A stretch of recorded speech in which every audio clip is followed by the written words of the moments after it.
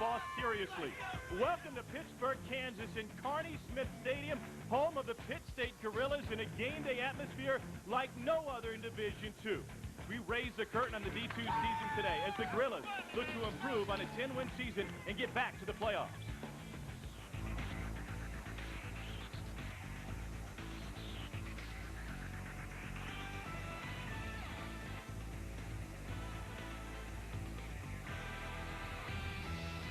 On this gorgeous August afternoon, we are ready to get the season underway. It's the Texas A&M-Commerce Lions paying a visit to the Pitt State Gorillas here in Pittsburgh, Kansas. Alongside Super Bowl champion Roland Williams, I am Tom Hart. What an atmosphere we have for you, and what a game we have lined up for game number one. And speaking of lined up, you look at that Pitt State offensive line, they match up with some of the best in the pro business. We talk about strength being up front. That is the real deal with the Gorillas. Absolutely. With the departure of Jermaine Race, college football's all-time leading scorer, if they're going to be successful this year in offense, they have to focus on the offensive line led by senior tackle Zach Robinson, two-time captain, a strong supporting staff. This group had more than 5,000 yards on offense this last year. And look at their size. They match up with teams like the Chiefs, Colts, and Broncos. Not too bad when you can throw up numbers like that. They've got the size. The question when they have to deal with Garnett Smith, the University of Texas transfer on the other side, Roland, is do they have the quickness to contain this guy? Garnett Smith has a chip on his shoulder, and let me tell you his goal. His goal is 20 sacks for this season. Do you hear what I'm saying? 20 sacks. That's 2 sacks per game. He's looking to come off this edge and get some sacks today. This is an A&M-Commerce team which last year went 5-5, but they have blown the roster up. They've blown up the coaching staff. Everybody's brand new this year, including their quarterback. He is the X factor today, Terry Mayo, who spent time playing professional baseball and now gets back to the sport of football. They also have a first-year offensive coordinator, Jamie Critchlow. Him and Coach Scott Conley believe that Mayo is the answer. He's the guy that's going to open up the playbook. They're going to run plays every formation. They're going to let the ball rip today in this game. And they will keep a close eye on those Pitt State linebackers, including Jason Northern. That guy is phenomenal. Do you see that statistic? 108 tackles. He's on the field, sideline to sideline, blue-collar worker. I love his game, and he's going to have an exciting game, his first game back as a senior. We've been waiting all summer for this day. We know you have too. We kick off the 2000 season today in Pittsburgh, Kansas.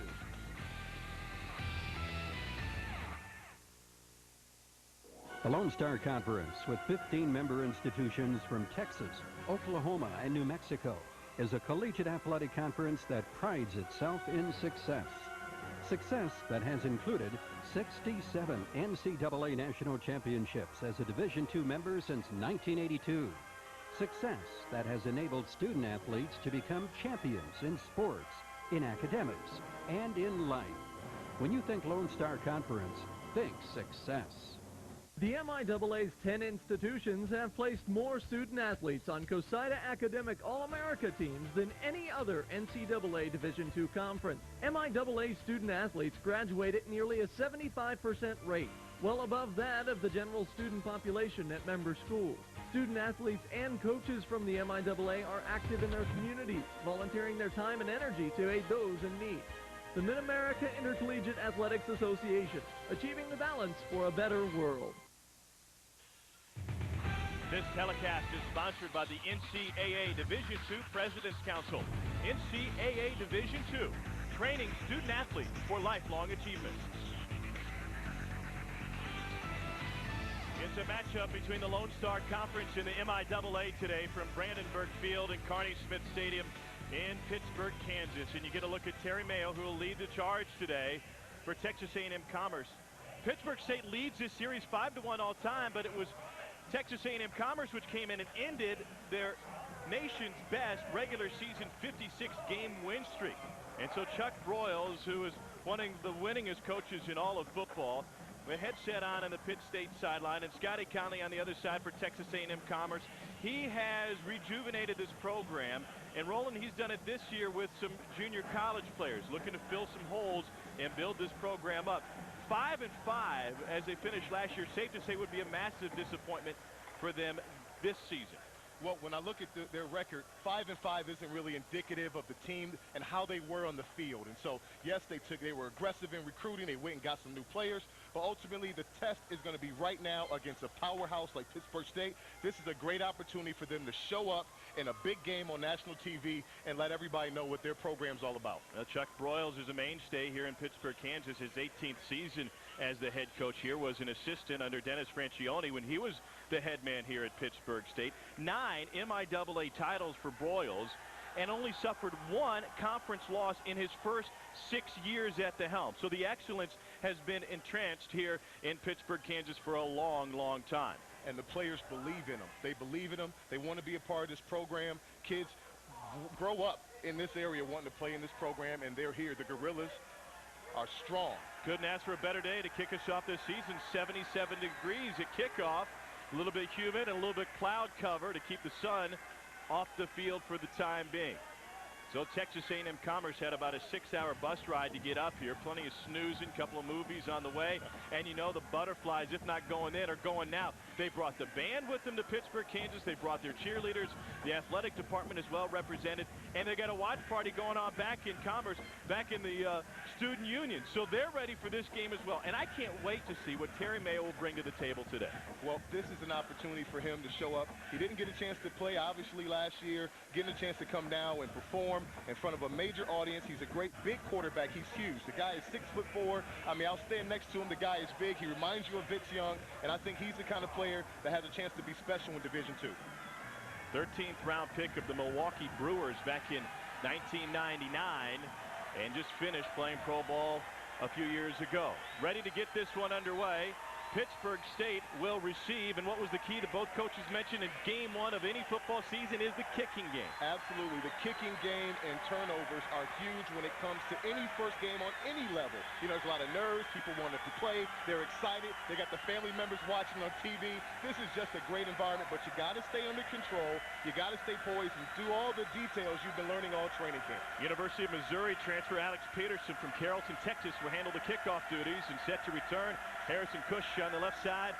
Justin Dorr, a senior from Lawton, Oklahoma, on the right side for Pittsburgh State. Remember, new rule in effect, they kick off from the 30. Expect to see a lot of returns this year at every level. Cush will let it take a big hop, and he takes it from the 10. Plenty of room here on the near side, and still trying to stretch it out. Cush will take it to the 32-yard line before he dives to a stop, and that's where Pittsburgh State will start their season after that 22-yard return on the offensive end. That's a great way to start any series. When you get past the 20-yard line, that's a great job. What happened was they had a lot of guys that were blocking. There's a lot of blocking. Uh-oh. I think we got a face mask there. So Michael Palmer was in on the tackle for Texas A&M Commerce. And we get our first look at Mark Smith, the hometown boy from St. Mary's Colgan High School here in Pittsburgh, who only played half the season last year. He has not been touched since that broken left arm. Has not been tackled or had contact with in spring or fall. So quick pass to the far side, and that is Cush, who takes it for about a 6-yard gain. What you're going to see throughout this game is Pittsburgh State, they run a lot of formations. If you saw that first one line, there was 4 receivers to one side of the field. They got the ball out there real quick. They're the quick strike offense. These guys like to score. They're known for scoring. They're one of the best in college football in scoring. So if you're interested in offense, you want to watch this game because they're going to do a lot. Smith likes to go from the shotgun. He stands 5'11", 183. He told us yesterday, I like the shotgun. I can see over that big line a little bit better. He told you they average 6'4", nearly 300 pounds. First carry for Caleb Farabi, and another hometown boy takes it past the 40 up near the 42-yard line. He was in the backfield with Mark Smith at Colgan High School here in town. Now, there are a lot of questions about Farabi being a new guy coming in after Jermaine Race. Again, college football's all-time leading rush scorer is gone to the NFL. Farabi's in here. He's a smaller guy, undersized, but he told us he has heart, and he's a guy that's coming here to prove something to the country in this wonderful game today. Dean Lang was in on the tackle in the backfield for Texas A&M Commerce. The Lions out of the Lone Star Conference finished 5-5 last year, but mentioned a lot of new faces and a lot of new faces on the defensive side. Courtney Edmond goes down. when you see that, this is what, oh man, that's what you don't like to see in football. Players hitting players. That's defense on defense crime. Those guys are going to be talking about that in the film room, and that hurts, man. You're not prepared for your teammate to hit you in the chops. Roland, this is a defensive secondary for A&M-Commerce, which can't afford to miss a guy like Courtney Edmond, a junior out of Blinn Junior College. Dean Lang has already stepped up into the strong safety spot for Alex Contreras, who was a question mark coming into this game. And now Edmond will at least go out for one play, and they're getting deep into the two deep already here just a couple of plays into this game. Well, the thing that we need to pay attention to is that these first two plays for Pittsburgh State, a nice pass out to the outside, they hit it up inside. I mean, this is the beginnings of a great, look at him rush to the line. Likely going on a quick count as Smith settles under center in front of the I formation. Marcus Nelson, big receiver in motion. Play clock, now it's 7. Smith has time. Play clock at 2 with the snap of the first option of the day. And Farabi has to corral the pitch that was behind him. Takes a hit, but still picks up positive yardage. Chad Washington, transferred from the University of Missouri, on the tackle. Well, again, when you're starting out a game, you're getting offense going, you got to take 3 or 4 yard rushes all day long. Which what I see is a great job. The tight end got up and dropped somebody down. But look at Marcus Houston. Look at him blocking. Look at the wide receiver blocking, getting in on that. Robbie appreciates that stuff, taking an extra hit off. They're off to a great start offensively. As Marcus Nelson, junior from Kansas City, a big blocking wide receiver. Roland likes the big guys who can catch the ball and block a little bit. Absolutely. Farabi again. He's a shifty back. His idols growing up, guys like Barry Sanders, and then lately Darren Sproles out of Kansas State. Pretty good guys to look up to, especially when you're 5'7", 178. Absolutely. And I think he's really more like 173, okay, when I looked at him. You took 5 pounds from the guy. But I said, they say he's great in space, but he was really adamant about letting everybody know that the guy has heart, that he can play, he can go inside the tackle even though he's that small. He can go in there and bang with the big boys, and he's showing it now, and it's also a great offensive line blocking for him. And they've had a great resume of rushers here in Pittsburgh, Kansas. Guys like Ronnie West, Ronald Moore. We've already talked about Jermaine Race. Harlan Hill, semifinalist for the Division II Player of the Year last year. Another option. Smith still hasn't been hit. Farabi, another big one ripped off. And here goes Caleb Farabi to the 10 before he is dragged down just in front of the goal line by Elliott Jones.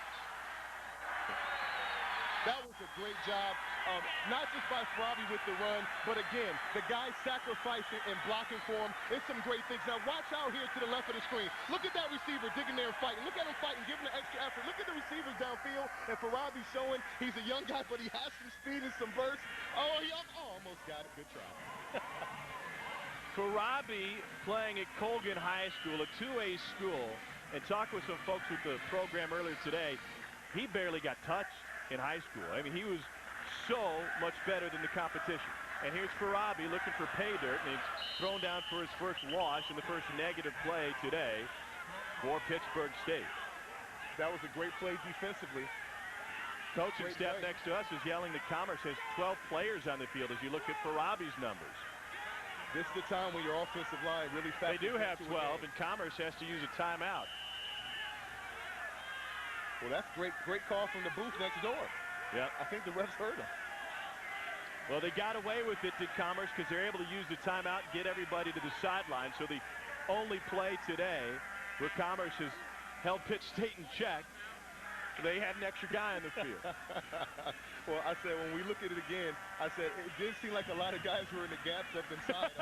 I mean, guys were spilling up in there. I mean, this is the only time they sort of stopped them. And this time in the goal line, this is strictly where the offensive line pays off. And the reality is that the offensive line of Pittsburgh State, these 5 guys returning back again after not just this year, but last year. They're coming back, and they're the reason why they're getting downfield.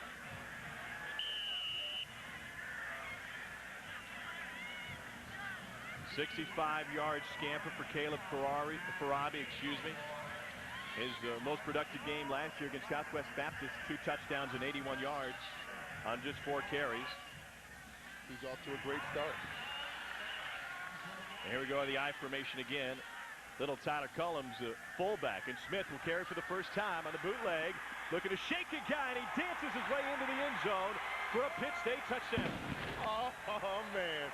Hometown flavor right there. It was two exciting plays on this one that I want to make sure we show you. And one started with Farabi, the hometown. Look at the cut block. He told us about his ability to cut. Great cut block. And watch the move by the QB. Oh, my goodness gracious. Mark, that's very impressive. My good man. Quarterback, that's impressive. Brilliant move. Sometimes the term breaking ankles is just a cliche, but that time Alonzo Minefield came up with a limp.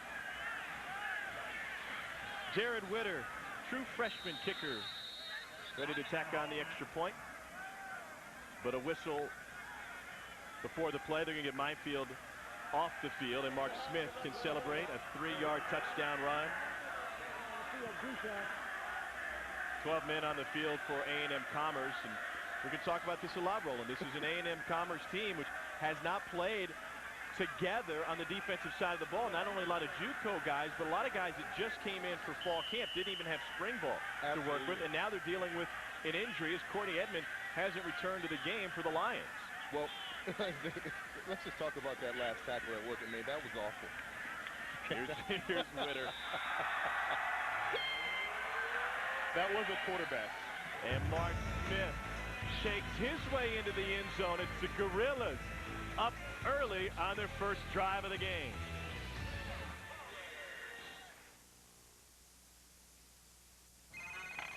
Yeah, this head ball, coach. Hey, I told you he could really go.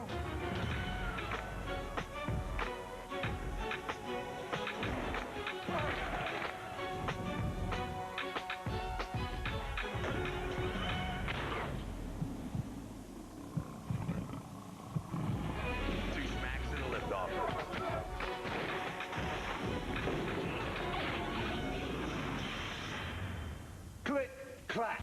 How about a freaking awesome comedy? Me and Mr. Putty want to watch a scary movie. Uncle Hector, with Netflix, press play and instantly watch a movie on your PC in as little as 30 seconds. DVDs in the mail fast and movies on your PC instantly. Netflix, 5 movies for $5.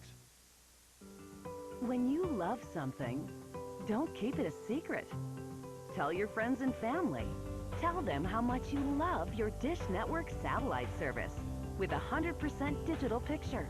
Low pricing, great programming, and oh yes, award-winning customer service. So have your friends and family call Dish Network 1-888-347-4176. How about a freaking awesome comedy? Me and Mr. Putty want to watch a scary movie. Uncle Hector, with Netflix, press play and instantly watch a movie on your PC in as little as 30 seconds. DVDs in the mail fast and movies on your PC instantly. Netflix, 5 movies for $5.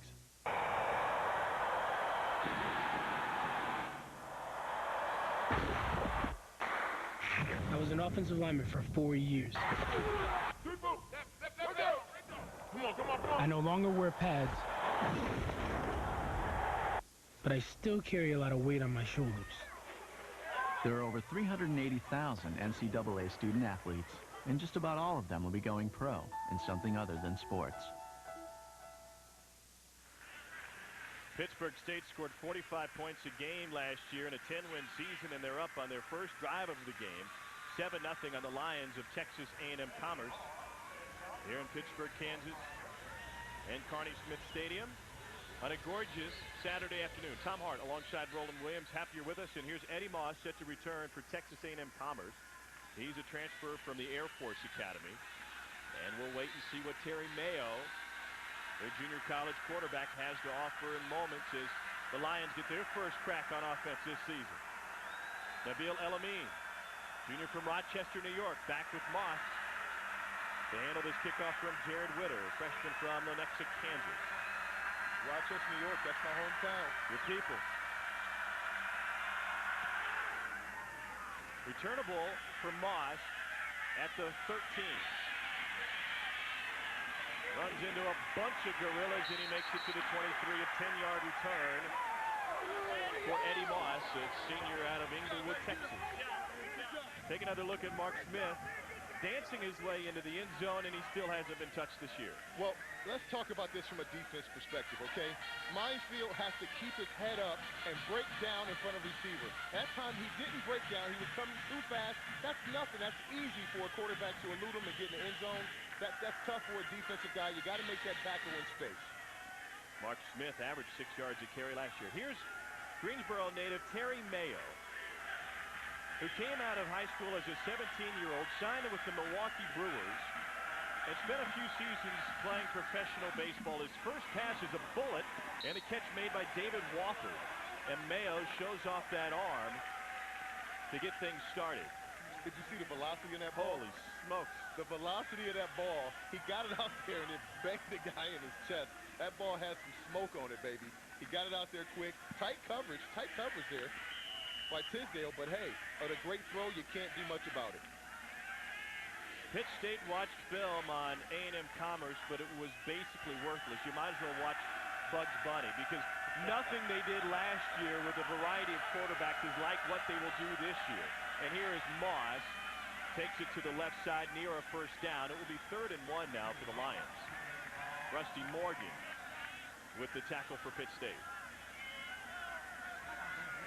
This is impressive. I'm seeing a little bit out of Jamie Critchlow. This is his first year at offensive coordinator. He's mixing it up. He started out throwing the ball. He came with a little mixed direction, trying to get Moss up in there, and Moss is a great guy. You got to take that. That's positive yards. You're at 3rd down and very reasonable. Jason Northern, 108 tackles last year, patrolling the middle for Pitt State. 3rd and 1, and Northern flirts with the line of scrimmage. Out of the eye, Moss. Did he get there? It'll depend on the spot. Maybe that last shake was enough, as Nick De La Sega, another Pittsburgh product, was in and a tackle from his free safety spot. I don't think he got it. They're giving it to him. That's nice of the refs. Isn't that nice when they give it the ball? Sure is. You're on the road. You need every break you can get.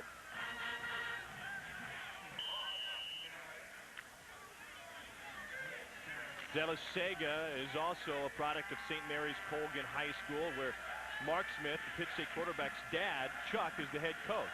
Nice little pipeline they got going down Broadway.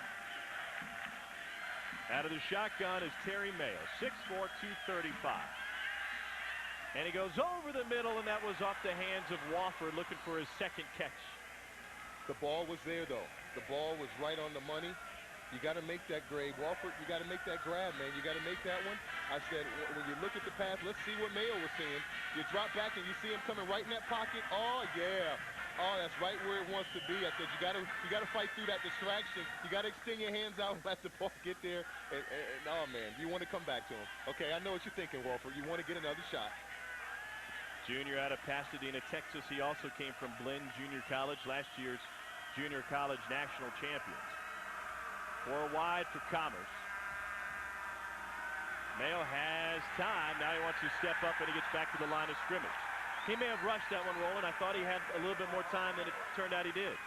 Mr. Pittman, that's a great job making a play to stop him, because he was about to get on the express train and start going downfield. I mean, they got the resemblance of this young. I'm seeing some of those things. I mean, he was getting ready to take off there, and oh, Pittman, oh boy, you saved the day right there. Great play.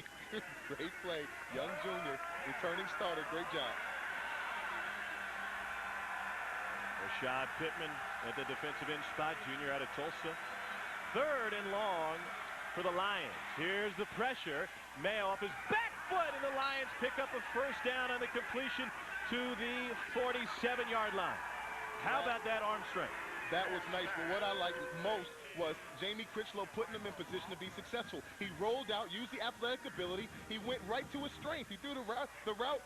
Great job keeping yourself in bounds. That's a great job by Mr. Palmer. I just like what they're doing right now. A lot of formations, a lot of movement, letting Mayo showcase his talent. This is the kind of offense that they say they can have. This is what they were talking about. JaMychal Palmer only had 2 catches last year for a total of 28 yards, and now this drive continues for the Lions as they move into Pitt State territory. And they load up the backfield with fullback Trey Grimes standing in front of Moss. Moss gets the touch. Little shake and bake, and Moss showing strength as he takes it inside the 40 to the 38, right over the top of Nick De La Sega. Well, Well, first off, I love that name, Grimes. What a name for a fullback. That's the best name. That's the best name on the field today. Look at Grimes with the ISO block. I love it, Grimey.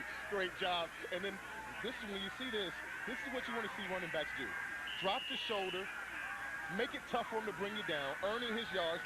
You know what they call him, right? Eddie Bush. Eddie Moss has an uncanny resemblance to Reggie Bush. They call him Eddie Bush. We'll show you that a little bit later. He's already worked his jersey out of his pants, working so hard today. A couple of years under Fisher DeVere at the Air Force Academy before Moss returned to his home state of Texas. Busted play. Mayo has to keep it, takes a hit, and gets thrown for a loss. Rusty Morgan, the junior from Cushing, Oklahoma, in there, making his presence felt. That's one of those instances where you're playing away. Half the line got off the line of scrimmage late. There was nothing there, all red shirts. Mayo did the right thing, just taking it down and living the fight another day. First possession for Texas A&M Commerce out of the Lone Star Conference. Lone Star Conference sent 3 teams to the Division II playoffs last year. MIAA sent 2 teams. Pitt State was not one of those teams. They sat and watched the selection show on the bubble and described being left out as a swift kick in the gut. And then finished their season in the Mineral Water Bowl over in Excelsior Springs, Missouri. A&M Commerce looking to answer Pitt State's opening score. It's 7-0 Gorillas early from Pittsburgh.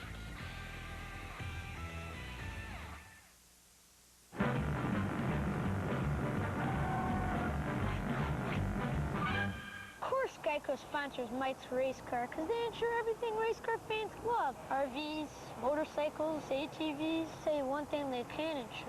Lauren Wallace. Because Lauren Wallace made a late name. Those guys are like, hey, where's Lauren? He was just here a minute ago. I'm 100 miles away, son. Ready to strike. Geico, saving you money on insurance for your car and the other stuff that moves you. Mr. Bush, room 619. Mr. Manning, 1818. This is Reggie Bush. Can you send up 10 lobsters, please? Peyton Manning, can you send me a 30-foot-long catfish po' boy, please? Can I get someone up here with enough chili to fill up my bathtub? Peyton Manning, number 18. It's Colts versus Saints on NFL Opening Kickoff, presented by Sprint. Thursday, September 6th, with John Mellencamp, Faith Hill, and Kelly Clarkson live. The NFL Opening Kickoff, presented by Sprint. Thursday, September 6th. Speeding bullets? Check. Powerful locomotive? Roger. Superior leaping ability? Affirmative. Power that would make even a superhero blush? Absolutely. Check out these Women of Steel all season long. NCAA Women's Volleyball, only on CSTV. Watch the ABCA Volleyball Showcase Championship tonight at 9:30. You got off that train back there, you did 2 things you've never done before. At least not at the same time. Shook my hand, and then you looked me square in the eye.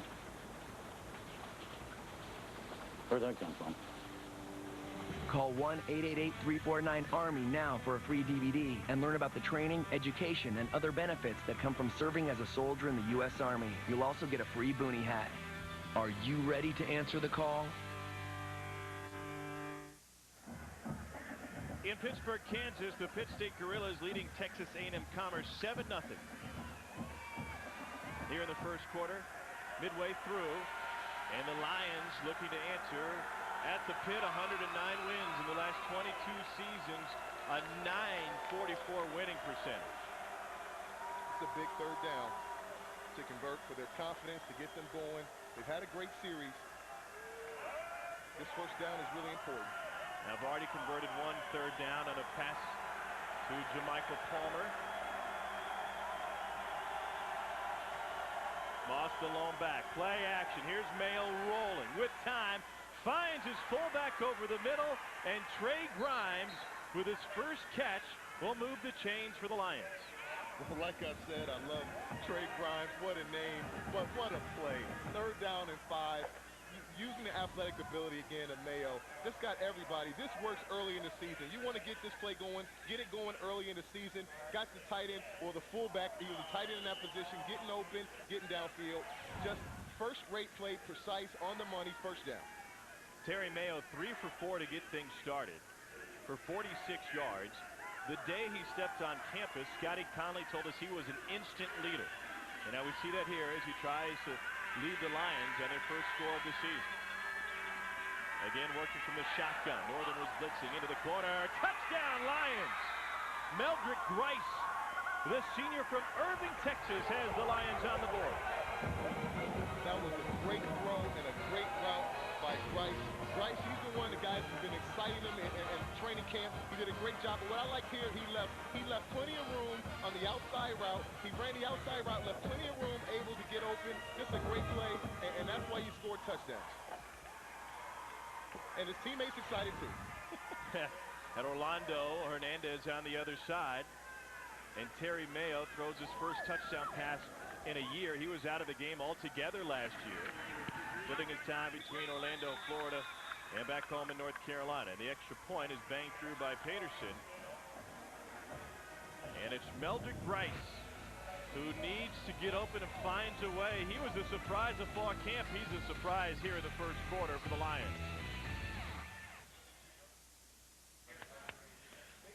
Homer eats Whopper, takes 75. Excellent.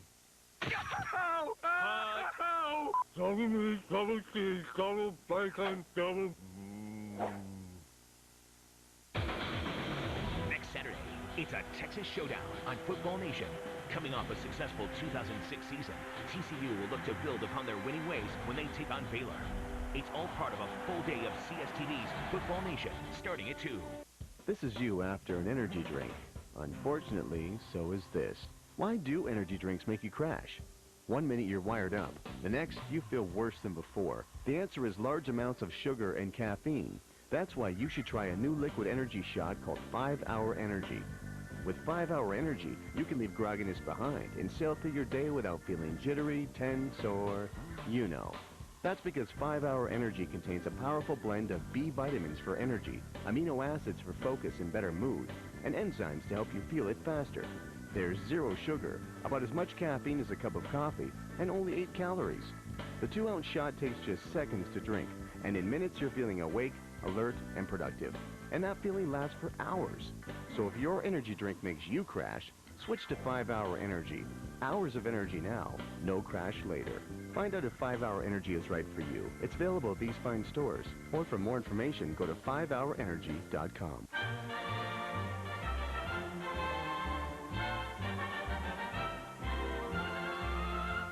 The Navy midshipmen have assembled their troops once again to defend their position in Football Nation.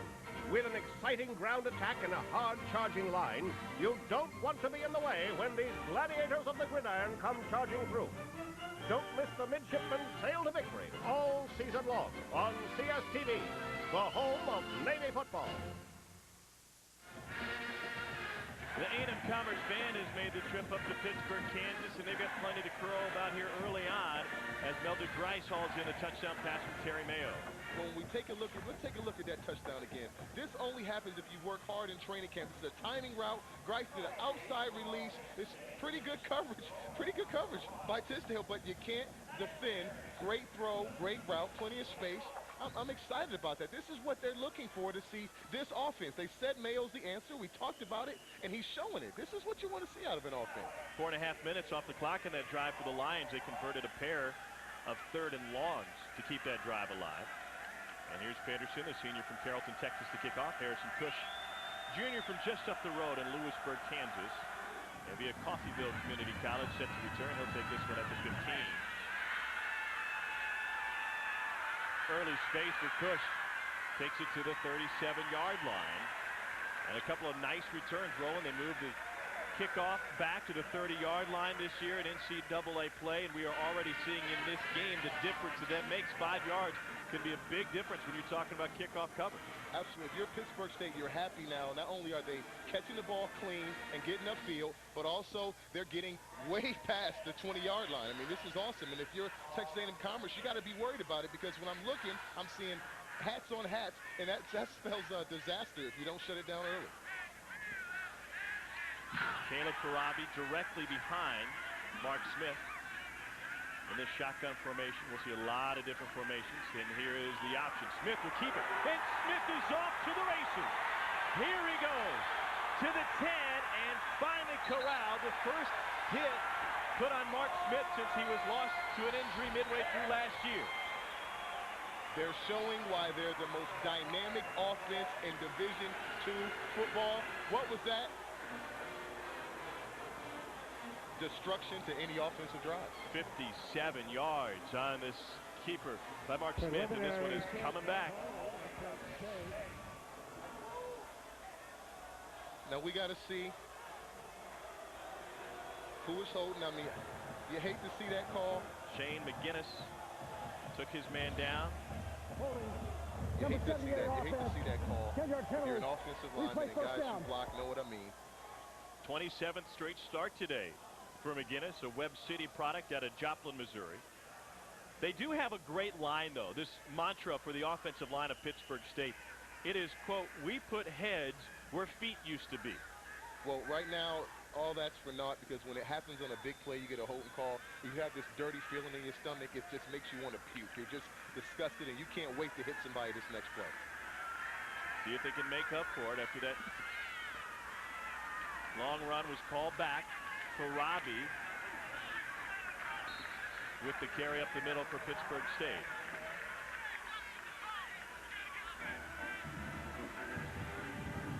Caleb Farabi and Mark Smith were backfield mates at St. Mary's Colgan High School, where they didn't lose a game in high school. Smith was 38-0 as a starter for a team that won 54 straight games and 4 Kansas 2A state championships. Wow. Look at these formations they're lined up in. Just good stuff or what? Farabi motions back next to Smith. And Smith will try to keep this one. Gets a nice block on the edge, and Smith will take it past the 40 to the 42-yard line. What a smart play by a quarterback. We saw that one. That was set up to be a screen, okay? If you watch Farabi to the right, he chipped and he opens up. It looked like it was supposed to be a screen, but he saw it wasn't working, so he improvised. That's just what a smart player does. He's a quarterback. He's a leader. 2-year team captain, smart. Zach Robinson. Nice job, Zach. All-American at Jenks, Oklahoma. Just move him out of the way. That's all. That's all it takes. They don't use right side and left side, Pitt State, in designating their tackles and guards. It's the quick tackle and the strong tackle. And guard, obviously. And wide open and a leaping grab by Marcus Nelson.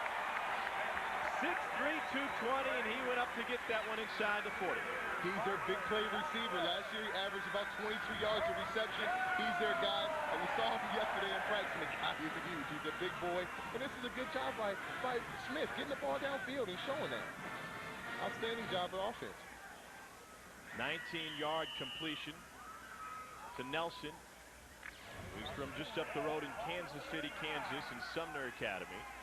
And here they go back to more traditional formation with Tyler Collins in at the fullback spot.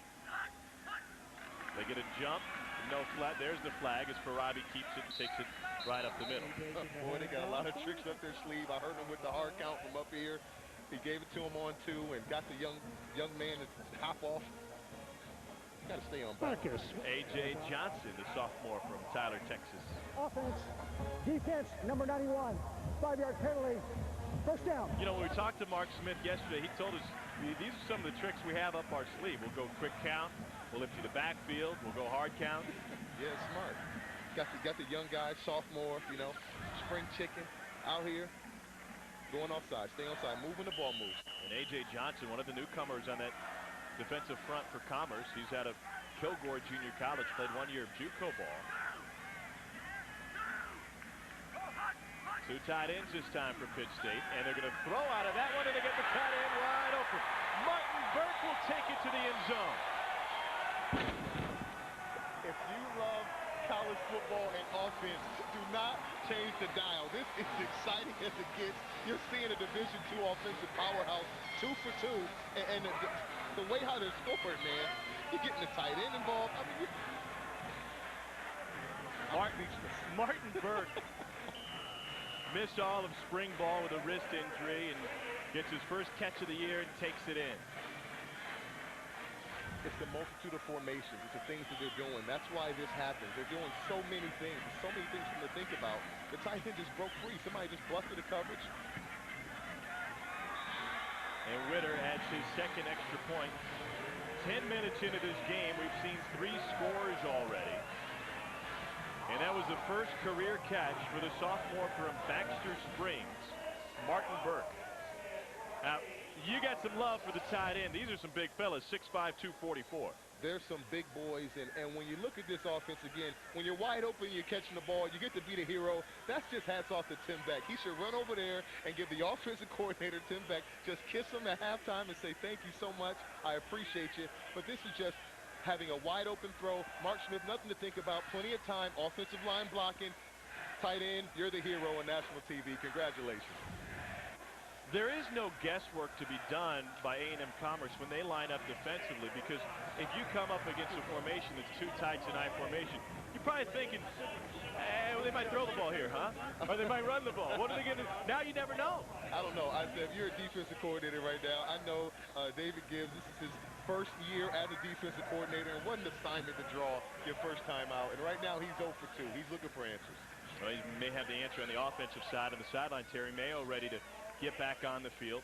Pitt State mentioned last year the points they put up per game, 45 points a game, 262 first downs on the year, and an offense which has long put up big numbers. Back in 2004, they put up the most prolific offense in NCAA history. Yes, those guys are phenomenal. Mr. Mayo now, he's taking the field. Let's take a look at some of the throws that he had. He did a good job his first time out. I said, we'll get to that, but I think what we need to recognize is that Mayo, who hasn't played in a while, he's here right now in a hostile environment, and he's answering. I mean, right now he's answered tick for tack. So now this is his second time to get the ball, and let's see if we can't get a good return to start it out. Here's an opportunity for Commerce now, near fumbled kickoff return. And Derek McKenzie, the former quarterback who has gotten into this game at safety, gets his first touch. So they've already had to shuffle some guys around on special teams and on defense. As we look at Mayo, first time with the ball this year for Texas A&M Commerce. Okay, when we recap his throws, his first one came out the pocket, throwing the ball, tight spiral, picked up a completion. Then he rolled out, showed the athletic ability, threw the ball. That's a tough route. Completion, great job. Then he showed the athletic ability again. He hit Mr. Grimes. I love that guy. He's a family man, married with children, Mr. Grimes. But look at him. Mayo's not done. He shows that one, and he goes up top, outside. Tough throws, but precise, and he's feeling nice. Has only misfired on 1, 4 or 5 to start it off. For 64 yards in that first score. Second possession now for A&M Commerce. Moss trying to outrun a couple of guys, gets swallowed up 3 yards behind the line of scrimmage.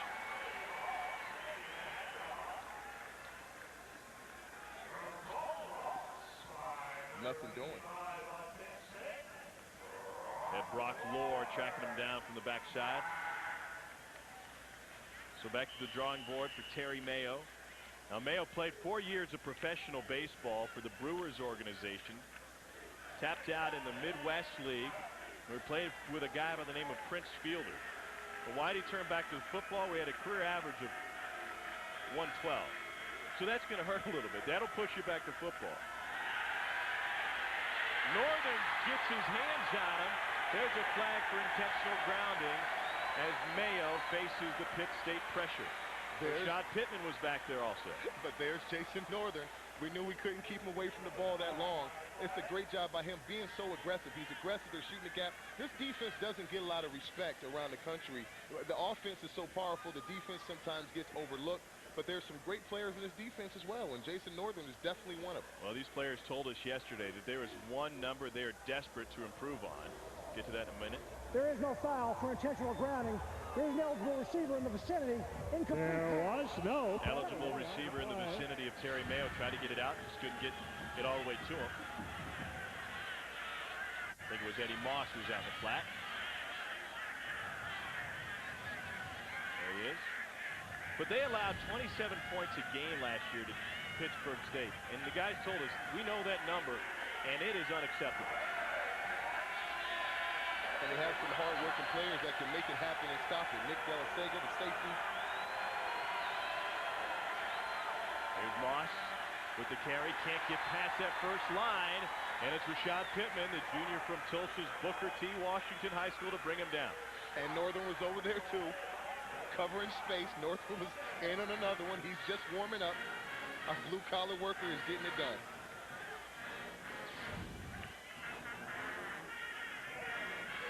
A&M-Commerce had converted on consecutive third down attempts via the pass, and now they face their first punt of the day. And Harrison Cush set to return for Pitt State.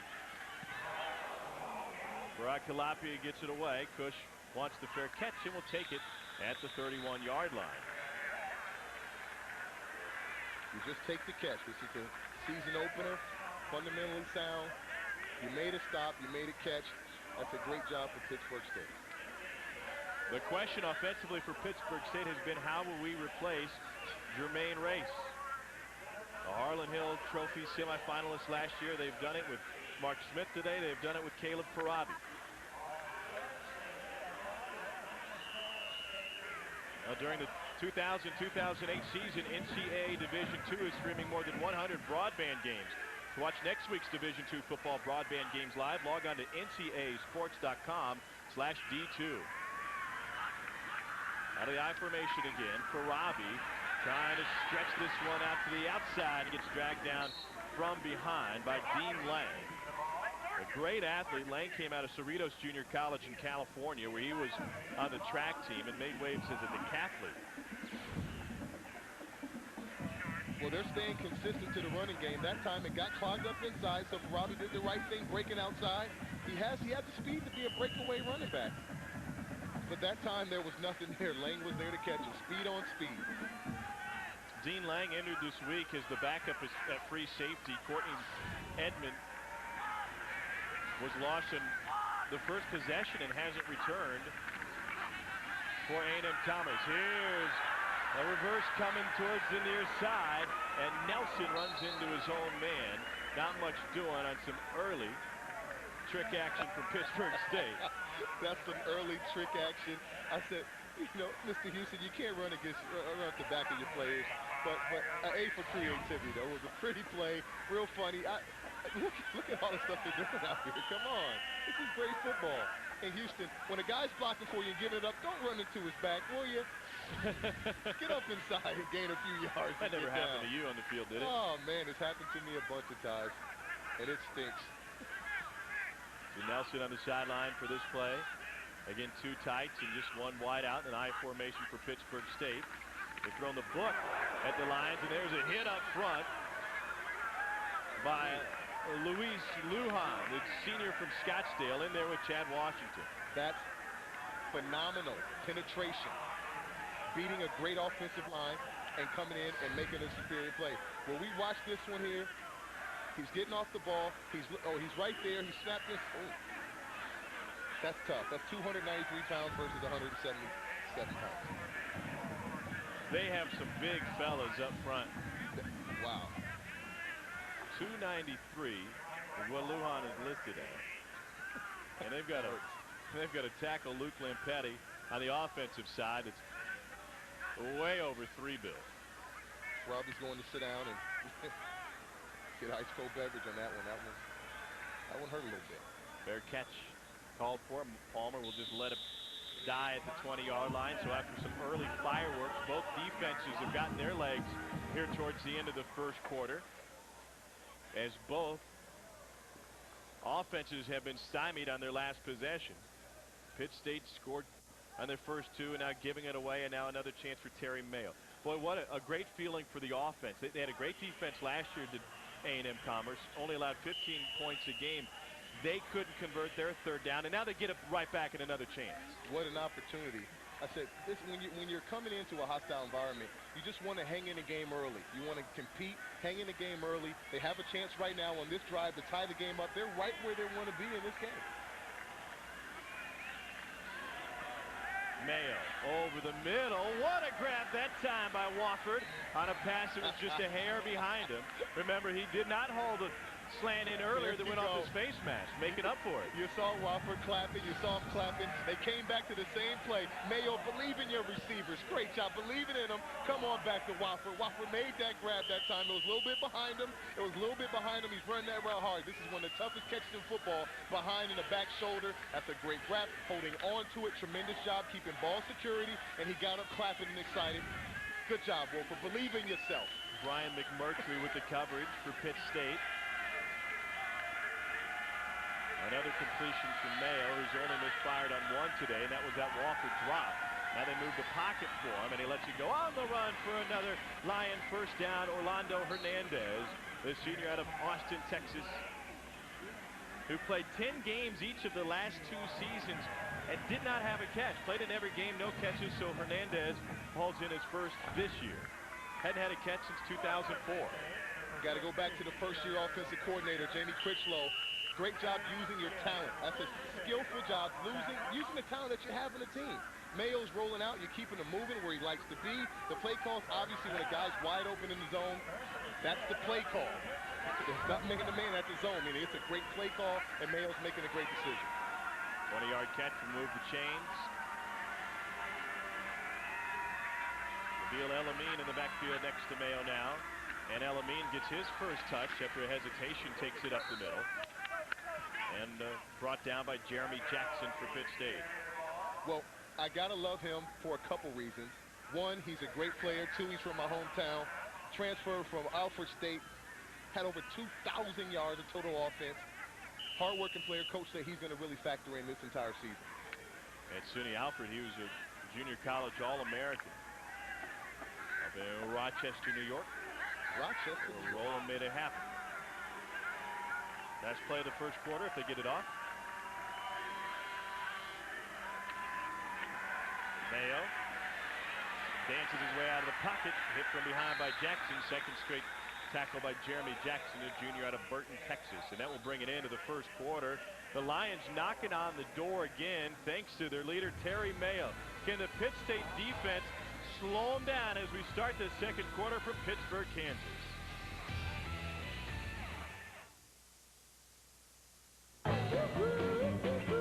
When I signed up for Vonage, I was able to keep my phone number, and then when I moved, I was able to take it with me. Vonage was so simple to set up. I did it on my own, and I was very proud of that. Call quality is the utmost. It projects my business. And with Vonage, it's perfect. Vonage and reliability, that just kind of goes hand in hand. The features save you time, and that's really where I'm focused as far as cost goes. It's made our connection that much closer. I love Vonage. There's no one else out there that fills the need that Vonage does, and I'm a lifer. I love it. So sign up, set up, and start saving up to $300 a year on your phone bill. It's just $24.99 a month for unlimited local and long distance. Call now and get 1 month free, including free calls to the U.S., Canada, Puerto Rico, and Europe. Vonage, a better way to phone for life. What's that? Hello. What if 2 ordinary kids discovered the secret How'd you do that, Noah? that would save the world? Whoa. Tell us what these are. They're just toys. Would you believe them? This is so far out of my league. Stay at home, press a button, order a movie. Oh, baby! The Last Minzy. Order it now on pay-per-view.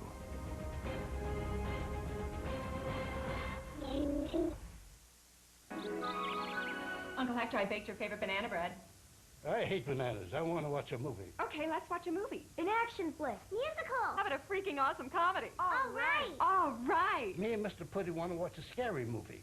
Uncle Hector, with Netflix, press play and instantly watch a movie on your PC in as little as 30 seconds from anywhere in the house. That's a big snake. DVDs in the mail fast and movies on your PC instantly. Netflix, 5 movies for $5. They wear the school colors for a few fleeting years, leave behind moments we'll always remember, and take with them the spirit to excel in all they do. That's why the NCAA corporate family provides scholarships, sponsors youth programs, and supports all 23 NCAA sports. They know that while the excitement of college sports is shown in moments, the value lasts a lifetime. Pitt State leads as we start the second quarter, 14-7 here from Pittsburgh, Kansas. And for all the latest news, stats, polls, and more, visit NCAAsports.com. NCAAsports.com is the official online home for all 88 NCAA championships. Starting the second quarter for A&M Commerce, and Terry Mayo has thrown for 98 yards already through one quarter. Could be a big, big day for the junior college transfer. Dropped, looking for his tight end, Anthony Eustace. Junior out of Sacramento, California. Jason Northern was right there for Pitt State. First-year offensive coordinator, Jamie Critchlow. With the headset on. Very impressed with him. I think he's doing a great job in his first year, showing up in a hostile environment and really using his talent, really using his groceries. He's using his groceries, and he's making a nice little meal for himself. But not on this series. Second time today, A&M Commerce second straight possession. They've had to punt it away. Tilapia with the kick, and this one will take a nice little lion bounce and continue all the way inside the 5 and be down at about the 3.5-yard line. Backing Pitt State up just a little bit as Chuck Broyles watches Mark Smith return to the field. Mark Smith is a legacy quarterback here at Pitt State. His dad, Chuck, who's the head coach here in town at St. Mary's Colgan, was a defensive back and quarterback back in his playing days here at Pitt State. Brother Nick, now serving our country in Iraq, was a quarterback here. His younger brother, Jeff, is on the team but suffered a torn ACL. And his youngest brother is playing high school ball here in town over at Colgan High School. It's a family affair. He said Division II Mannings. He said his dad used to let him run the plays and let him actually call his own audibles on the field. You know, didn't bother him too much. Let him pick his plays, let him be his own man. He's always been a leader since he's been a kid in the backyard.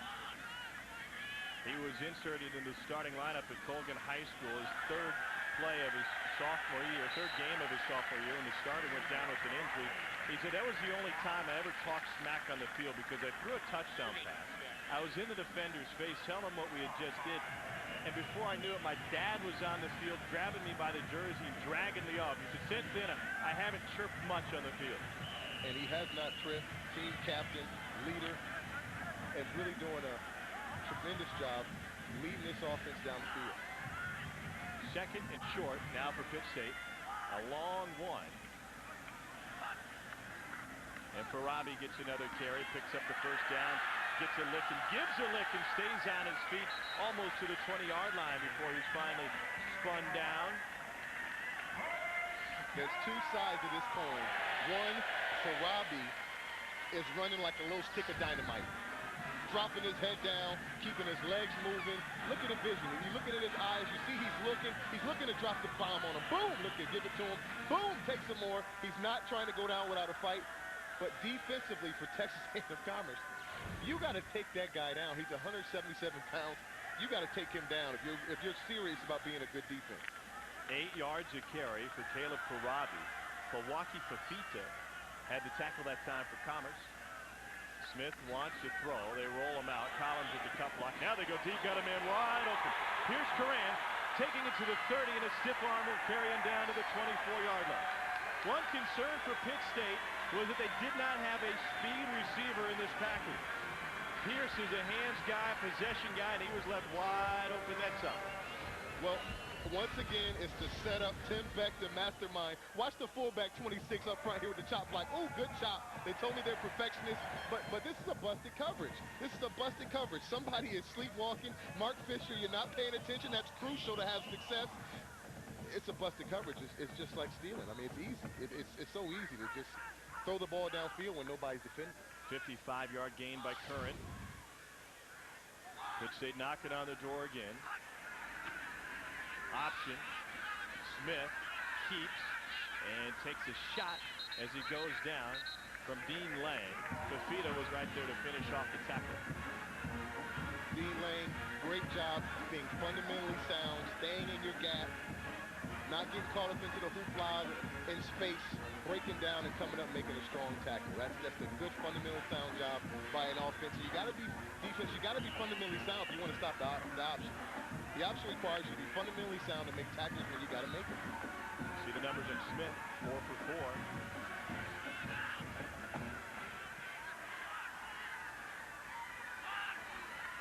Second and 7 now for the Gorillas.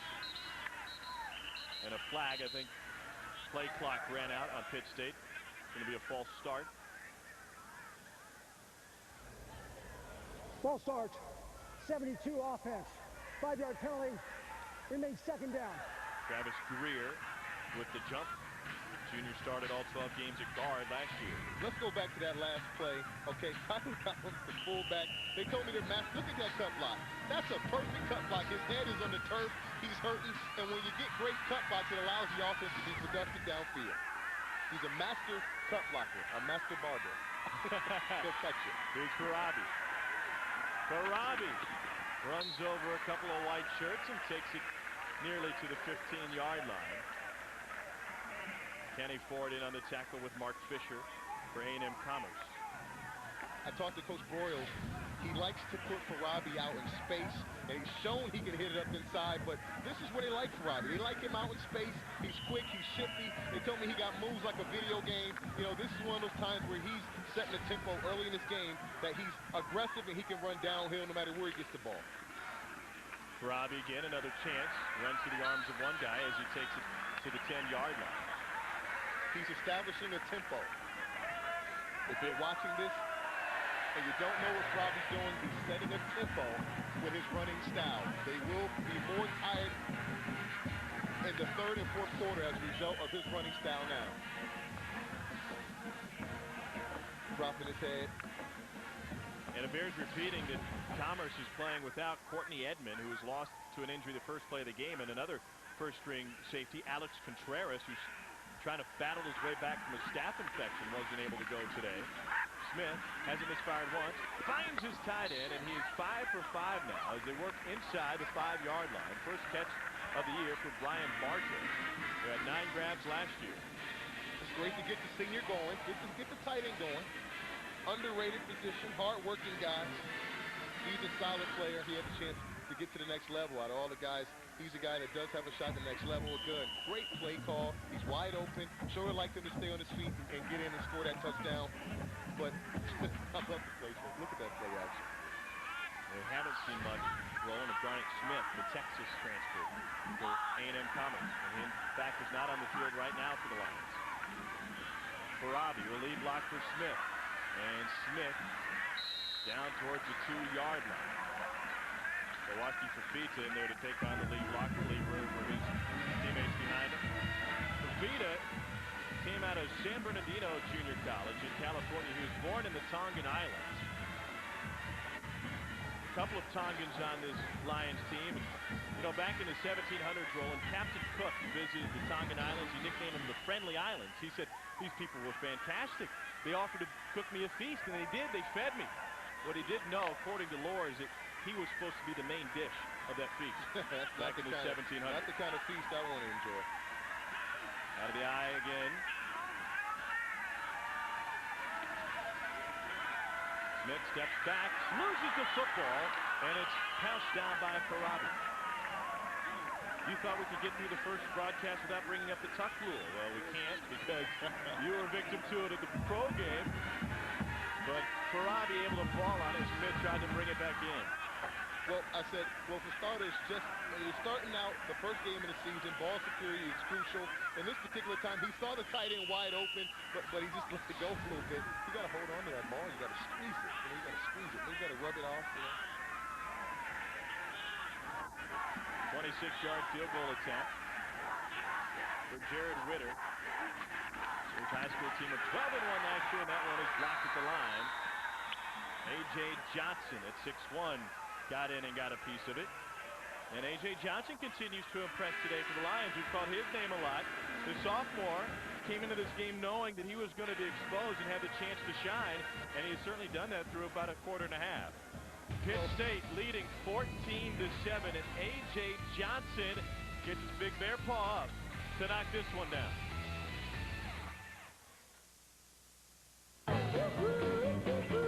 When I signed up for Vonage, I was able to keep my phone number, and then when I moved, I was able to take it with me.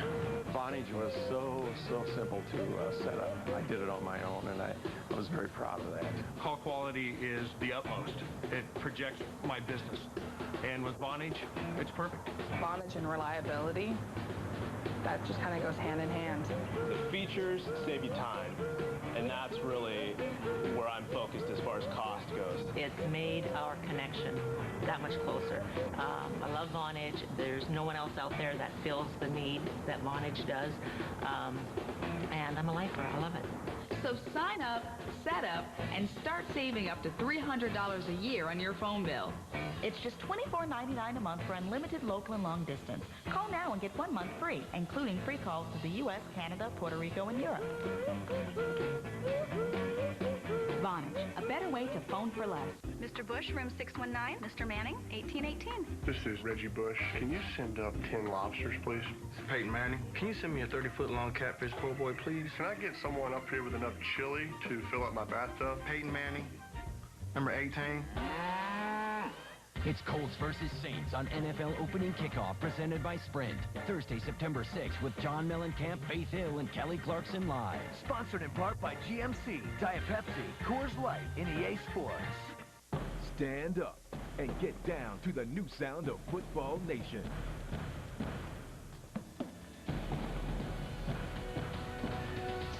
There to just drill it. Nice play. It's completed for a touchdown. HBCU football.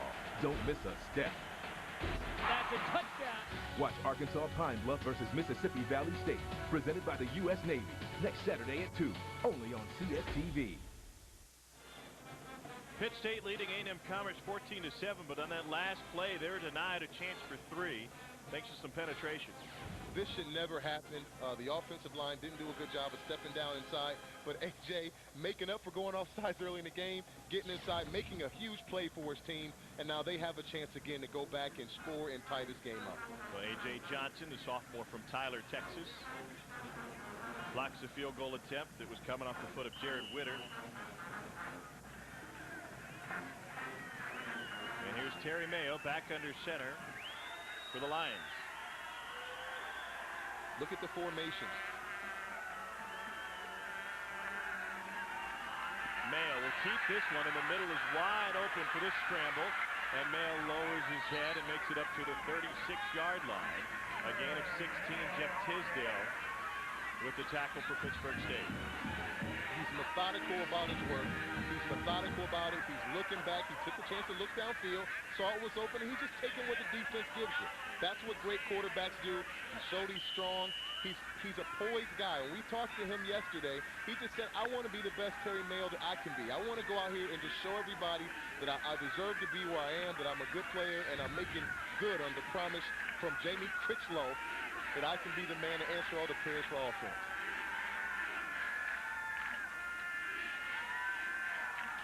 Fires another bullet over the middle, and Eustace makes up for an earlier drop as they move the chains on consecutive plays.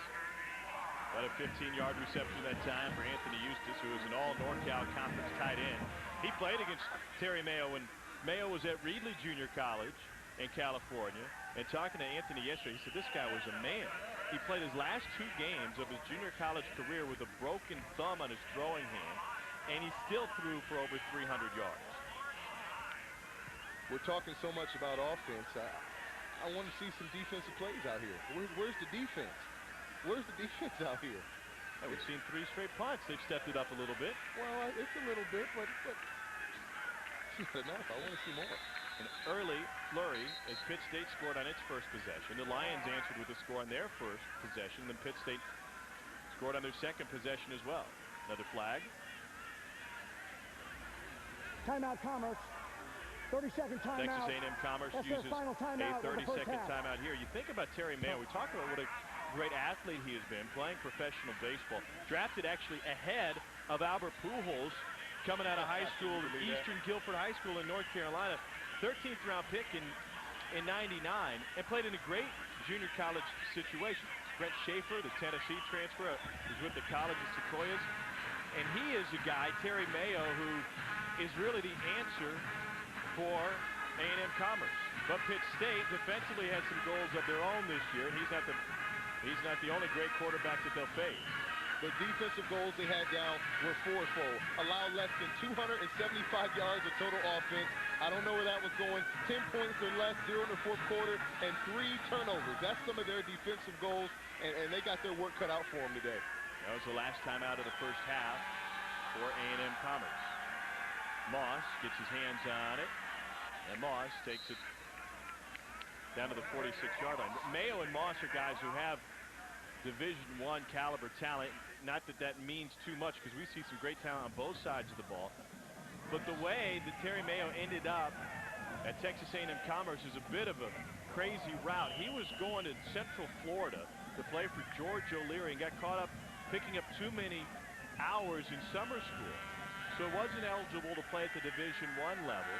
Sat out that fall semester, but stayed in Orlando to work out with his buddies, including Mike Walker's now with the Jaguars. And there's a hard hit on Mayo, and the Lions able to pounce on it. Jeremy Jackson coming on the backside blitz. That was all scheme. That was all scheme. And Tom Stewart, he just outsmarted us. The game of chess.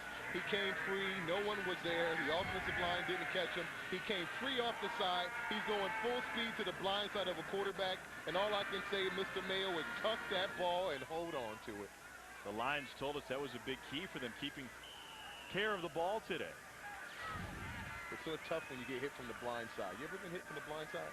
Yeah, you got me in the hallway today at the hotel right before we came out. Doesn't it stink? It did not feel good, my friend. 3rd and 15 for A&M Commerce. They jump it underneath. Moss trying to make something happen, has nothing. Not too many plays in the playbook for 3rd and 15. Zach Langston, the sophomore from Overland Park, Kansas, on the tackle. And the Lions will have to punt it away the 3rd straight time. Well, I think that was some defense. I mean, when I'm looking and seeing, that was some defense. I'm not interested in an offense not doing their job to get the ball downfield. I want to see some creativity out of defense. I saw that right there. Great job there, Tom Stewart, defensive coordinator, giving us something. The guys are aware and ready to make plays. Anton Stewart has been on the staff for 23 years now. They have some coaching longevity with both coordinators and, of course, the head coach Boyle. Here's a nice return for Nathan Thomas. And Thomas to the 34-yard line. We step away for a timeout, and you get another look at the junior from Burton, Texas. Jeremy Jackson delivering the hit on Terry Mayo and forcing the Lion punt. Dedication, commitment, passion. For one school, it means just a little more.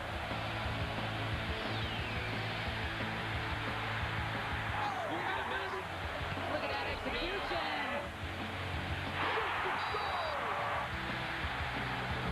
CSTV, the home of Navy athletics. You wanna buy a great product at the lowest prices you've ever seen. Just turn to your computer. Satisfaction guaranteed. Every day low prices and free shipping, and Google checkout is preferred. The next time you're gonna shop online, just remember these keywords. Buy.com, oh yeah, Buy.com. 60-inch screen, high definition. Football season is coming up. You can watch it right here. What do you think? I'll take it. Huh? Yeah, that's what I'm talking about.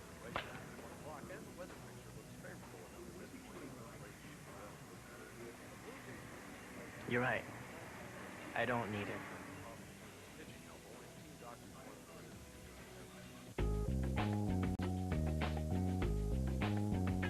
Since 1989, Coca-Cola has provided more than $35 million in college scholarships. And as the NCAA's first corporate champion, Coca-Cola proudly supports 88 NCAA championships in 23 sports for 360,000 student athletes every year. Satisfying a thirst for learning both in the classroom and on the field. The Coca-Cola Company and the NCAA. Terry Mayo and the Lions offense on the sideline for the time being. Pitt State takes over, leading 14-7 with under 6 minutes to go here in the second quarter from Pittsburgh, Kansas in Carney Smith Stadium. You see that passion over there. You see Mayo over there talking with his teammates, you know, communicating, talking about what happened, obviously bringing up somebody who didn't get somebody on the edge that last one and got me hitting the backside, but that's how you win. You got to talk it out. 100-yard advantage offensively for Pitt State. Smith faked himself out as the turf gave way underneath his feet, trying to shake it a little too much. Remember, he shook his way into the end zone in the first score. That one, not so much. That one was called the turf monster, okay? The brand new turf monster will catch you, okay? When you're running downfield and you're trying to shake yourself out, you got to check your shoes. Oh, the turf monster, you know, he's still coming back. First game back. That's right. Got to shake out some of those cobwebs. Give Andrew Gamboa credit for that one. He's in the vicinity. Does he get that? Sure, I'll give it to him. No. Farabi fights his way up the middle and stays on his feet. We talked to Caleb Farabi yesterday after a 6-yard gain. He said he kind of plays with a chip on his shoulder because he's a small guy, and everybody's told him throughout his entire career there are things he can't do. So he loves to play physical. Yes, and some things you guys should know about this little stick of dynamite. He has the PSU incline record and squat record in his weight class. He is a soldier. Look at him in the huddle, man. He's a tiny guy. You know, he's a little guy. Career high 94 yards rushing on a career high 12 carries today for Farabi. He inclines 310 pounds. It's a lot. They send 5 out. He's got Farabi on a short little dump. Farabi wanted to block for him, but instead Chad Washington, a sophomore from Lancaster, Texas, hauls him down. Chad Washington came to the program from the University of Missouri, where he was a great special teams player for Gary Pinkel's Tigers last year. Washington went to the Mizzou program as a quarterback, followed his brother Calvin there. Calvin finished up last year. Chad wanted to get closer to home, and here he is playing for A&M Commerce. And he came up nice and aggressive, too, on the quarterback. That's impressive. If you're going to come up and tackle the quarterback, don't try to throw him down and just be nasty about it.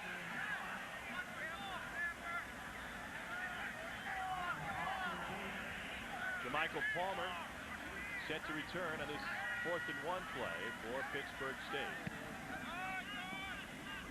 And Palmer will have a chance here. What about the 16? And he dances his way up to the 25-yard line. We're seeing a lot of happy feet on both sides. And Palmer averaged 12 yards a return last year. This one's not bad either. When we return, my partner will tell you how impressive 12 yards a return really is when you break down the numbers.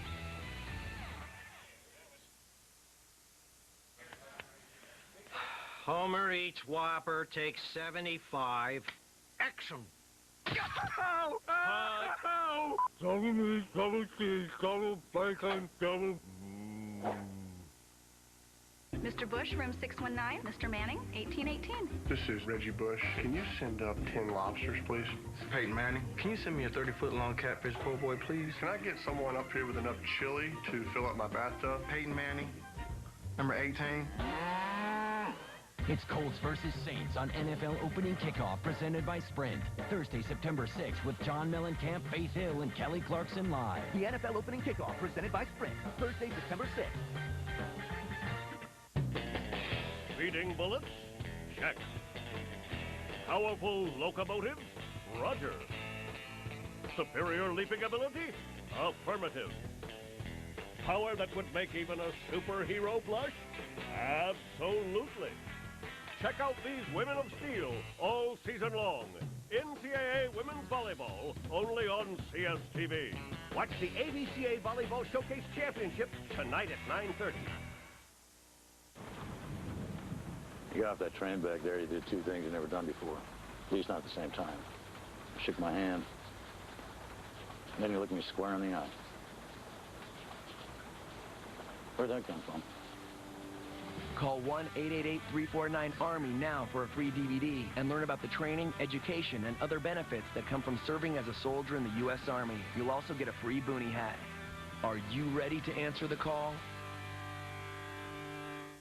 Take an insightful look ahead at the week in college football.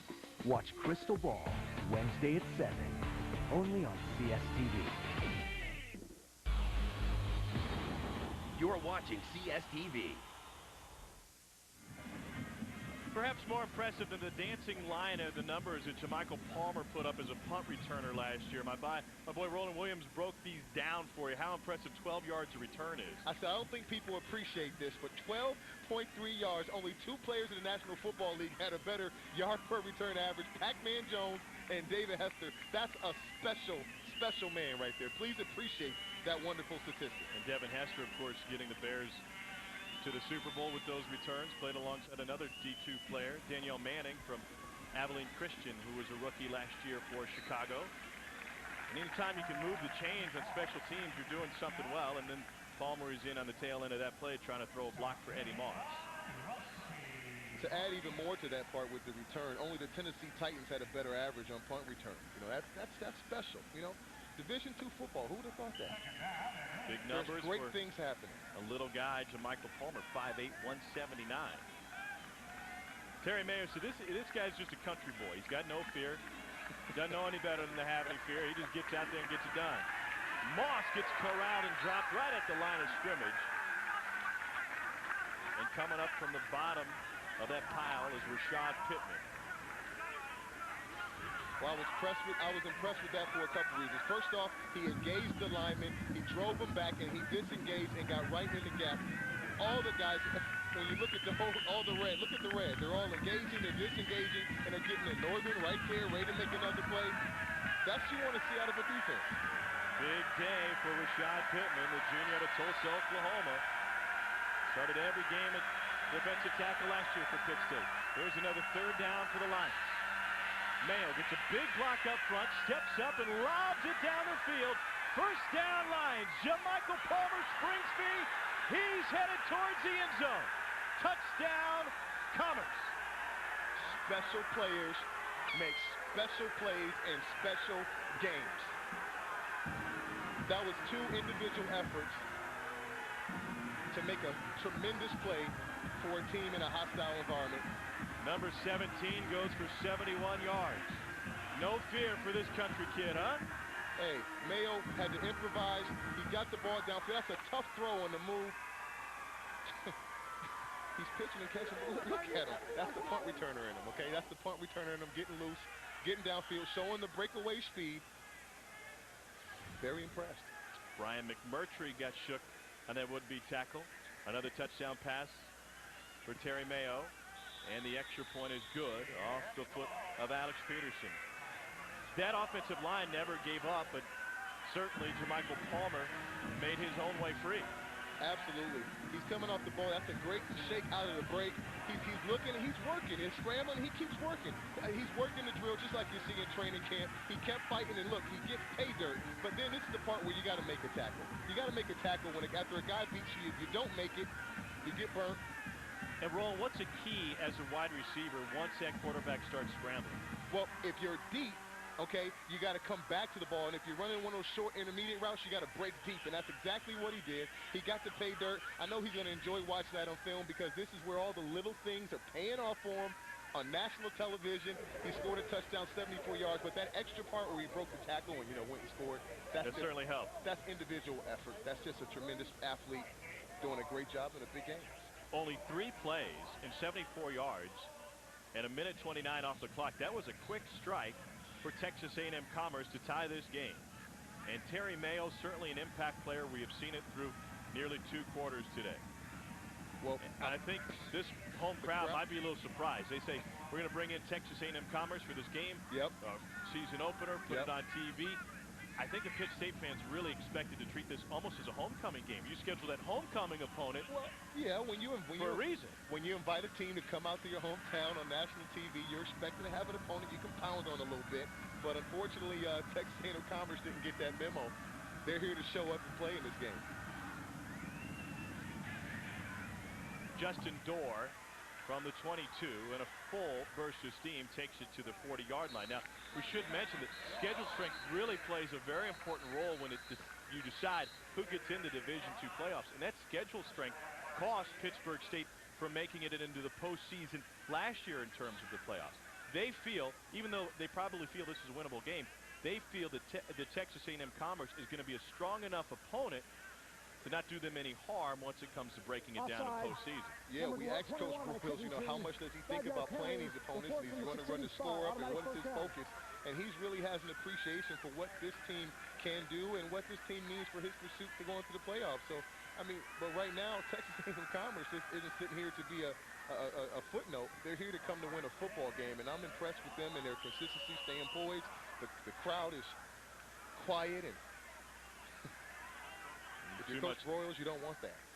You mentioned putting points on the board. They beat East Central Oklahoma 52-12 in the opener last year, and followed up with an 87-0 win against Panhandle State. Two out-of-conference opponents didn't do much for them in the strength of schedule. Korabi's having a career day here in this start today as he takes it past midfield. And Caleb Korabi continues to carry the load. Courtney Edmond is back in the game for the Lions. And on the tackle. Well, nice to see Edmond, the junior at a Blinn Junior College, back in the game after getting hit by his teammate on one of the first plays of the game. You can tell there's a healthy respect now on both teams right now. There's a healthy respect. They both know they're in a big game. Smith in front of Farabi.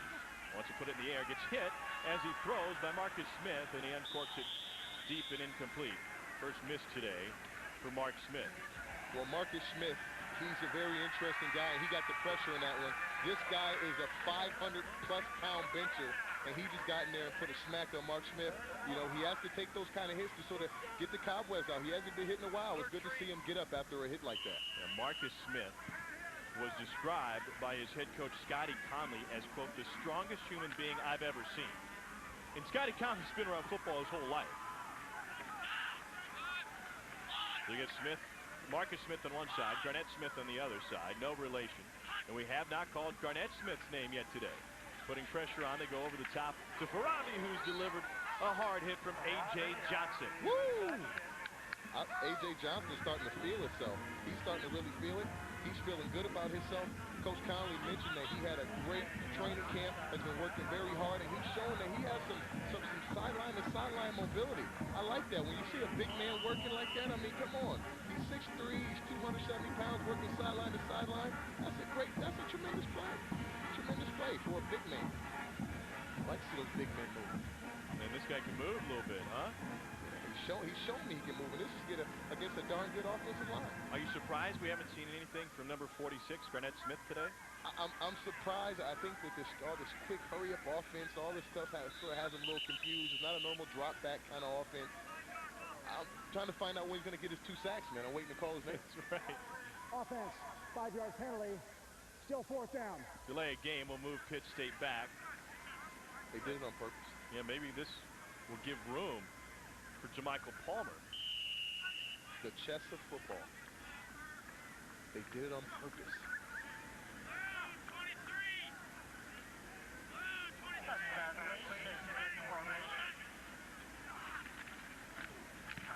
And that went off the side of the punter's foot, and the Lions are going to have one last chance with 26 seconds on the clock to take a couple of looks. That was right. Explain though what you said a moment ago. They took the penalty on purpose. What is the goal in that situation? To move back 5 yards. Well, if you know your punter, you have a feel for knowing how far he can punt the ball. So you don't want to punt the ball into the end zone, have to take it from the 20-yard line. You know, you want to back up and give him a chance to get it inside the 2, like our guys from Texas A&M-Commerce did earlier. So it's supposed to work where he kicks it and they get it. And lack of execution, obviously. Stick with us at halftime. We'll spend some time with MIAA Commissioner Jim Johnson. We'll spend a day in the jungle here in Pittsburgh and take a look at our first half highlights and stats. That's all coming up at the half. That punt totaled 6 yards. And you know that Matt Lease wants that one back? Yeah, terrible. Mayo. Scrambling. Lets it go. What a grab, and great hands by Meldrick Rice. You gotta love Mayo. You gotta love Mayo. You gotta love what the team is out here doing. Mayo is hanging in there. His eyes stay downfield. That's what I like. His eyes stay downfield. He's moving. His eyes stay downfield, and he's able to get the ball off and put it on the money. Mayo spikes it with 17 seconds left. It'll tick down towards 15. They're out of timeouts, I thought, here in the first half. They're playing smart football. his receivers, Grice, stepping up, making plays. You got to have guys that can make plays. He's a senior. It's time for him to do it. He's been a surprise at training camp. Coach is excited about him. He's stepping up, and he's showing that he can make big plays in big games. See who they go to here with 15 seconds left in the half as Texas A&M-Commerce looks for its first lead of this game. They don't have any timeouts left. Blitz picked up. Mayo looking to the end zone, and that one is batted down. Leaving 9 seconds on the clock. Brian McMurtry got burned on that other touchdown pass with the coverage for Pitt State. Great play by the junior out of Kansas City, Kansas. They were there, and it's important that you get coverage on that one. Also, I think Dallasega was down there. You know, what I'm looking is that he had so much time. You don't want to give him that much time. You need some pass rush, but good job on the secondary getting there and trying to be a part. I mean, he wasn't open. He wasn't open, but he had time to think. Too much time for Mayo to think right now. McMurtry started all 12 games last year, 10 at cornerback, 2 at free safety. He's back at cornerback this season. Mayo again goes over the middle, and that one is too strong. Out of the back to the end zone. Dallasega was there. They have one more chance with 2 ticks left on the clock, but a holding penalty will move them back a little bit deeper. Well, that's why he had so much time to think. That's right. Now we got to the bottom of it. Your sleuthing ways have paid off. You know, as an offensive guy playing in National Football League, blocking for years, you might have to hold sometimes to get the job done. But it just doesn't work when they call it. It looks bad, you know? Let's see if it was really a hold. I don't know. Was it a hold? Let's see. That would be a tackle. A little more in the hold. That was a tackle. Darren Shepard. Mayo really likes as his center. Yeah, would make a great linebacker. Relatively clean play when you consider this is the first game of the year, and they take a knee to run out the half instead of taking another crack at the end zone, which may surprise, but A&M-Commerce may surprise with the score they put up here in the first half. Tied at 14 after trailing 7-0 and 14-7.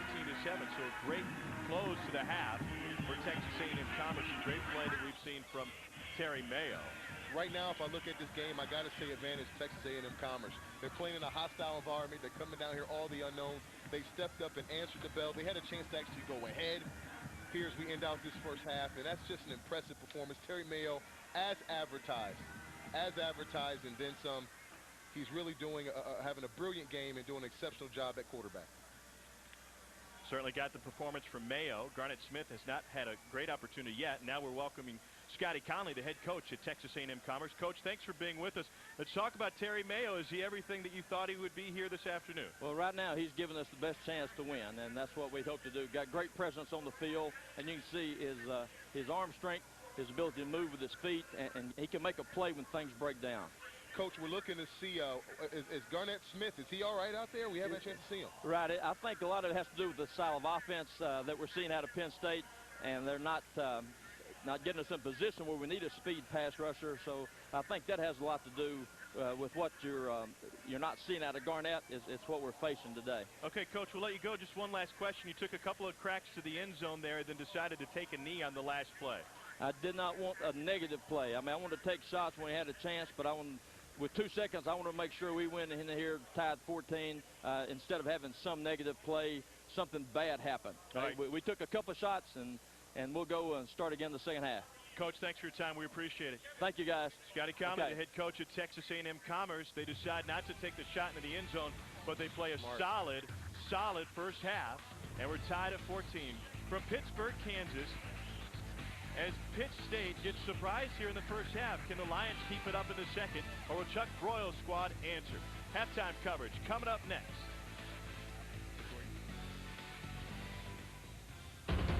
The Division II student-athlete experience emphasizes academic and athletic excellence. From Olympic-style sports festival championships to community-focused partnerships, Division II schools are moving forward with a new attitude. Learning, service, passion, sportsmanship, resourcefulness, and balance. These are the attributes of student-athletes, coaches, administrators, and alumni and fans who say with pride, I chose Division II.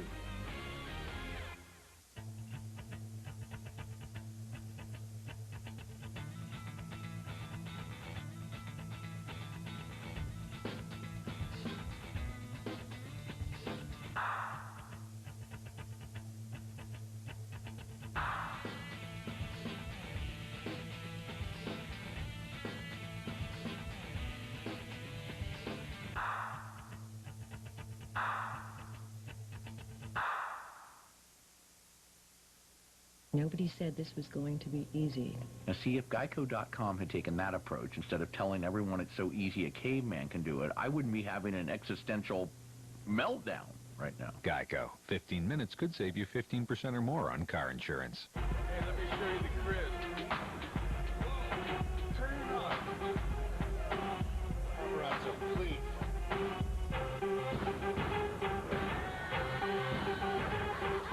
Better not be on the internet, man. This is you after an energy drink. Unfortunately, so is this. Why do energy drinks make you crash? 1 minute you're wired up. The next, you feel worse than before. The answer is large amounts of sugar and caffeine. That's why you should try a new liquid energy shot called 5-Hour Energy. With 5-Hour Energy, you can leave grogginess behind and sail through your day without feeling jittery, tense, or you know. That's because 5-Hour Energy contains a powerful blend of B vitamins for energy, amino acids for focus and better mood, and enzymes to help you feel it faster. There's zero sugar, about as much caffeine as a cup of coffee, and only 8 calories. The 2-ounce shot takes just seconds to drink, and in minutes you're feeling awake, alert, and productive. And that feeling lasts for hours. So if your energy drink makes you crash, switch to 5-Hour Energy. Hours of energy now, no crash later. Find out if 5-Hour Energy is right for you. It's available at these fine stores. Or for more information, go to 5hourenergy.com. Pittsburgh, Kansas. We are tied at the half, 14-all in this matchup between the MIAA and the Lone Star Conference. Jim Johnson is the commissioner of the MIAA. He joins us here today. Thanks for being with us. We appreciate it. Hey, let's talk about this opportunity, really for both conferences, because you're very familiar with the Lone Star, having served as the athletic director at A&M-Commerce. This is a great opportunity for both sides. It is, Tom. It's a great opportunity for our conference, for the Lone Star, and just a great day for Division II.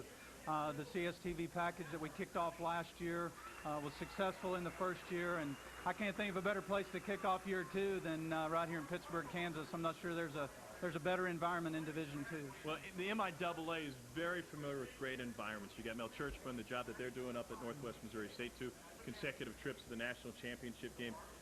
What does football mean to this conference? Well, I think it means a lot of things, and means some important things to people in our communities. But I think what it means to the conference, Tom, is that we get a chance to kick off the year knowing we're going to have some really competitive programs in football, which we hope will carry into our other sports throughout the year, into our basketball tournament in Kansas City, and then into our spring sports. And the MIAA is competitive in just about every sport we put out there, and there's no better way to kick it off than with a lot of successful football programs we have in the conference. The landscape of Division II sports continues to shift and change a little bit. You welcome in a new member here and there. And what is on the horizon for the MIAA? Well, a lot of things. Of course, there's a great foundation that Ralph McFillan established in his 10 years in Kansas City with the MIAA. And so we're going to take that foundation and really build on it. We're going to work to really be a leader in this community engagement initiative. We have an opportunity that is a little unique in Division II, and we're proud and fortunate to have it in that all of our programs use Kansas City as kind of a hub. We have a large alumni base there. All of our schools are within about 3 hours, if not closer. So we really have an opportunity to use Kansas City and the MIAA to be a real leader in Division II's community engagement initiative. And great atmospheres and environments and perfect towns to host these schools and these events, where you're talking about Maryville or Washburn or right here in Pittsburgh, Kansas. No, you're exactly right. You hit the nail on the head. I've been fortunate to be on a lot of campuses, a lot of conferences around the country in Division II, and the atmospheres we have in Maryville, Warrensburg, Topeka, we could count all 10 schools and then throw in Nebraska, Omaha. But I was in Maryville on Thursday night for the dedication of Mel Churchman Field, and We only got to play one quarter because the Lightning moved in, but it's a great atmosphere up there and a great atmosphere here today. And we're just real proud of the role our communities play in our athletic program. And we'd obviously be remiss if we didn't mention your history with Texas A&M Commerce as the former athletic director. What kind of changes have happened there to bring this football program back up to speed? Because 5-5 this year is certainly not a goal. They're thinking much higher. Well, and we were 5-5 the 2 years that I was there, and of course we were wanting to, as the goal is this year, as you said, do better than that. And we had outstanding teams defensively. We were kind of missing that one ingredient on offense, and I think you've seen today, I think they found it. But the difference is Scotty Conley. He's a class individual, been around a lot of really good football programs, and he has taken a program that was struggling and rebuilt it and done it the right way. And I couldn't be prouder of him and for him for the first half they've had today. Jim Johnson, the commissioner of the MIAA, thanks for being with us. We appreciate it. Thank you, Tom. Well, we've got more to come your way here from Pittsburgh, Kansas. We'll take you.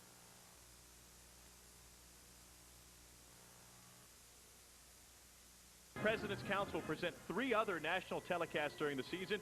The games include Chadron's Danny Woodhead getting some time, Mars Hill College at Catawba, Thursday, September 27th from Salisbury, North Carolina. So, more coming from here in Pittsburgh, Kansas. We'll show you in depth what is the game day atmosphere here in this corner of Kansas.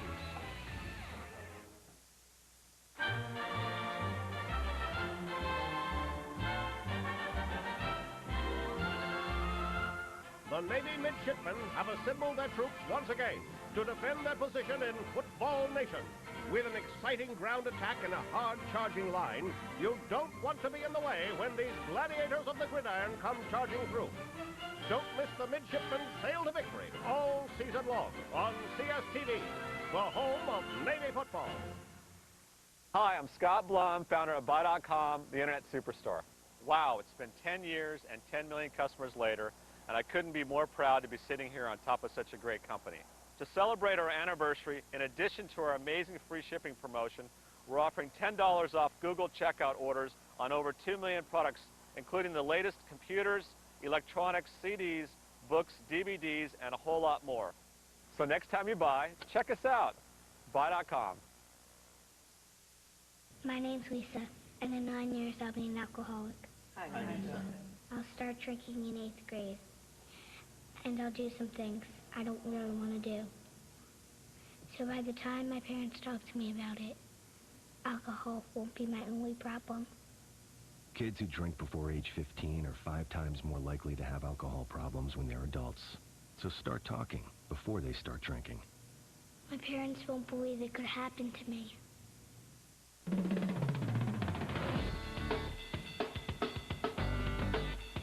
I love learning. I believe in service. I am full of passion. I embody sportsmanship. I trust in my resourcefulness. I like balance. That's why I chose. I chose Division II. We are at halftime between Texas A&M Commerce and Pittsburgh State. We've told you about the atmosphere here. Last year, our cameras came to town to capture the game day experience.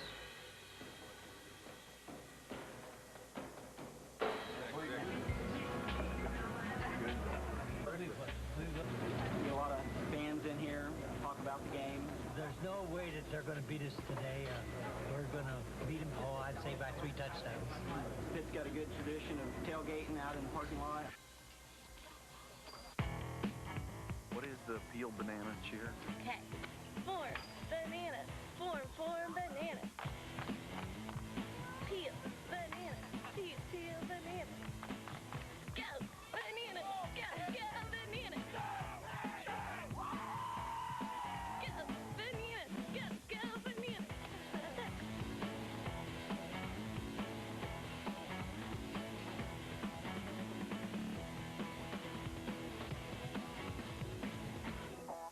Here to drive downtown today, it's just unbelievable, the hustle and bustle that's going on. And for an afternoon game, it's great. Cool. Football town. Yeah. This is cool to finally see it. Yeah. So, We're excited. now we're Pitt State fans. Pitt State tailgating!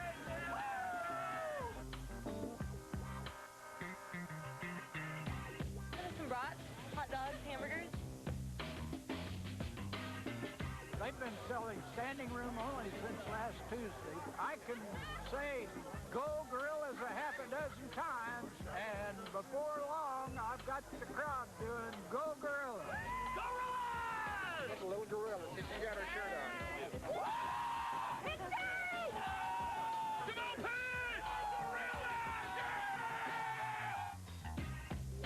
I got 16 briskets and 20 pork butts, and I'll do 350 Italian sausages. I'm a proud member of the 1961 National Championship.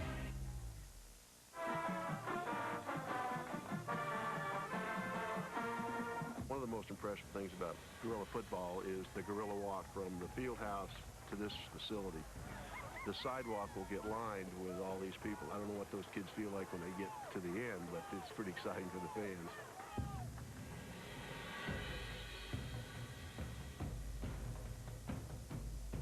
Used to be there'd be a lot of fun in the stands too, taunting each other. I've been hitting the head a few times over in Joplin with bananas.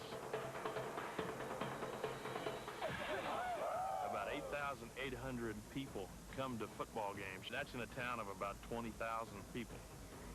So those crooks out there that want to rob houses, they know the day to do that.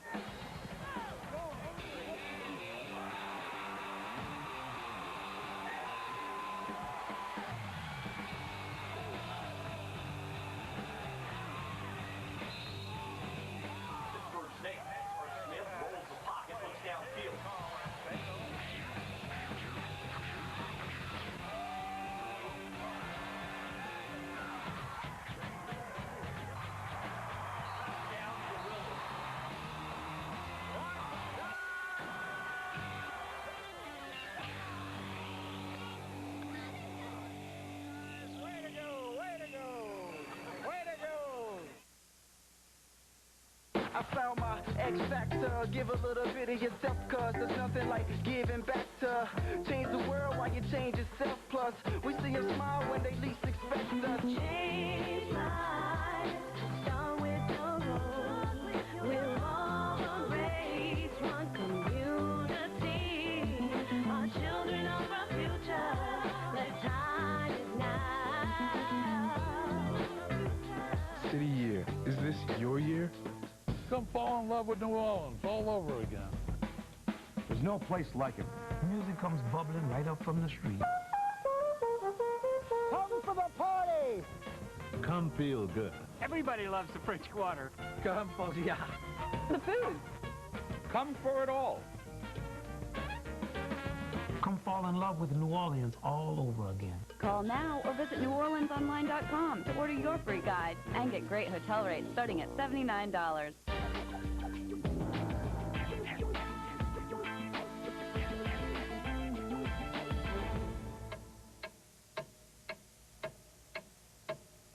Final play of the game. You don't think you can score in this time frame. They don't want to foul here. 10 seconds left. Down by 2.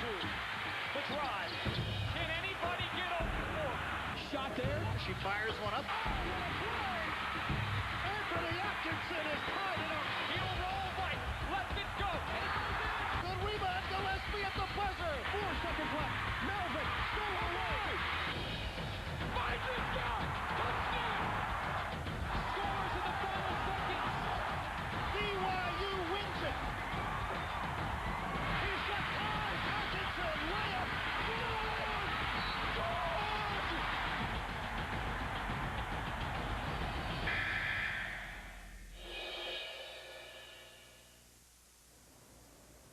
And we welcome you back to Pittsburgh, Kansas, where we are tied at 14 at halftime at Carney Smith Stadium. And what a first half we saw here today, here in Southeast Kansas. With Roland Williams, I'm Tom Hart. We I guess we expected Terry Mayo to be impressive, but I don't think anybody really expected him to carry the offense like he did in his first game back after being out a year. This shows a lot, and I'm really excited about the first-year offensive coordinator, Chris Lowe. He's really coming and showing up in a hostile environment. They're doing what they're supposed to do, and this is very impressive. Take a look at the highlights from the first half. Early scoring, a flurry of scores. Each team scored on their first possession. Pitt State scored on its first 2 possessions. Well, when I look at this one, all I saw was a great play by a quarterback making a guy miss.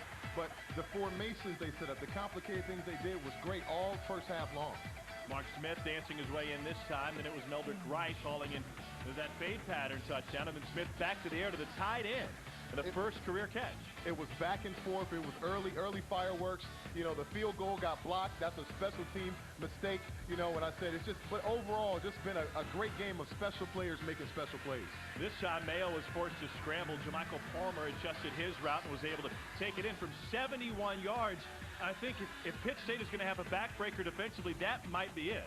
Well, I said right now in the second half, both teams are really evaluating themselves and saying that we got to play our best ball in this second half to win this game. Take a look at the stats. 202 yards in the air for A&M-Commerce. They hit on half of their third down attempts and have 10 first downs in this game.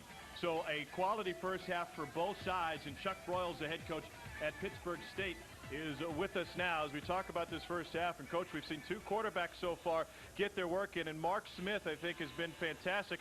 How do you judge his performance getting back into the swing of things today? Well, I think Mark's done an excellent job. He fell down once and on the edge and had a chance to get a first down and didn't get that one. But for the most part, he's done a very good job. You know, right now, we've given them, you know, the way we look at it, we've given them 2 touchdowns.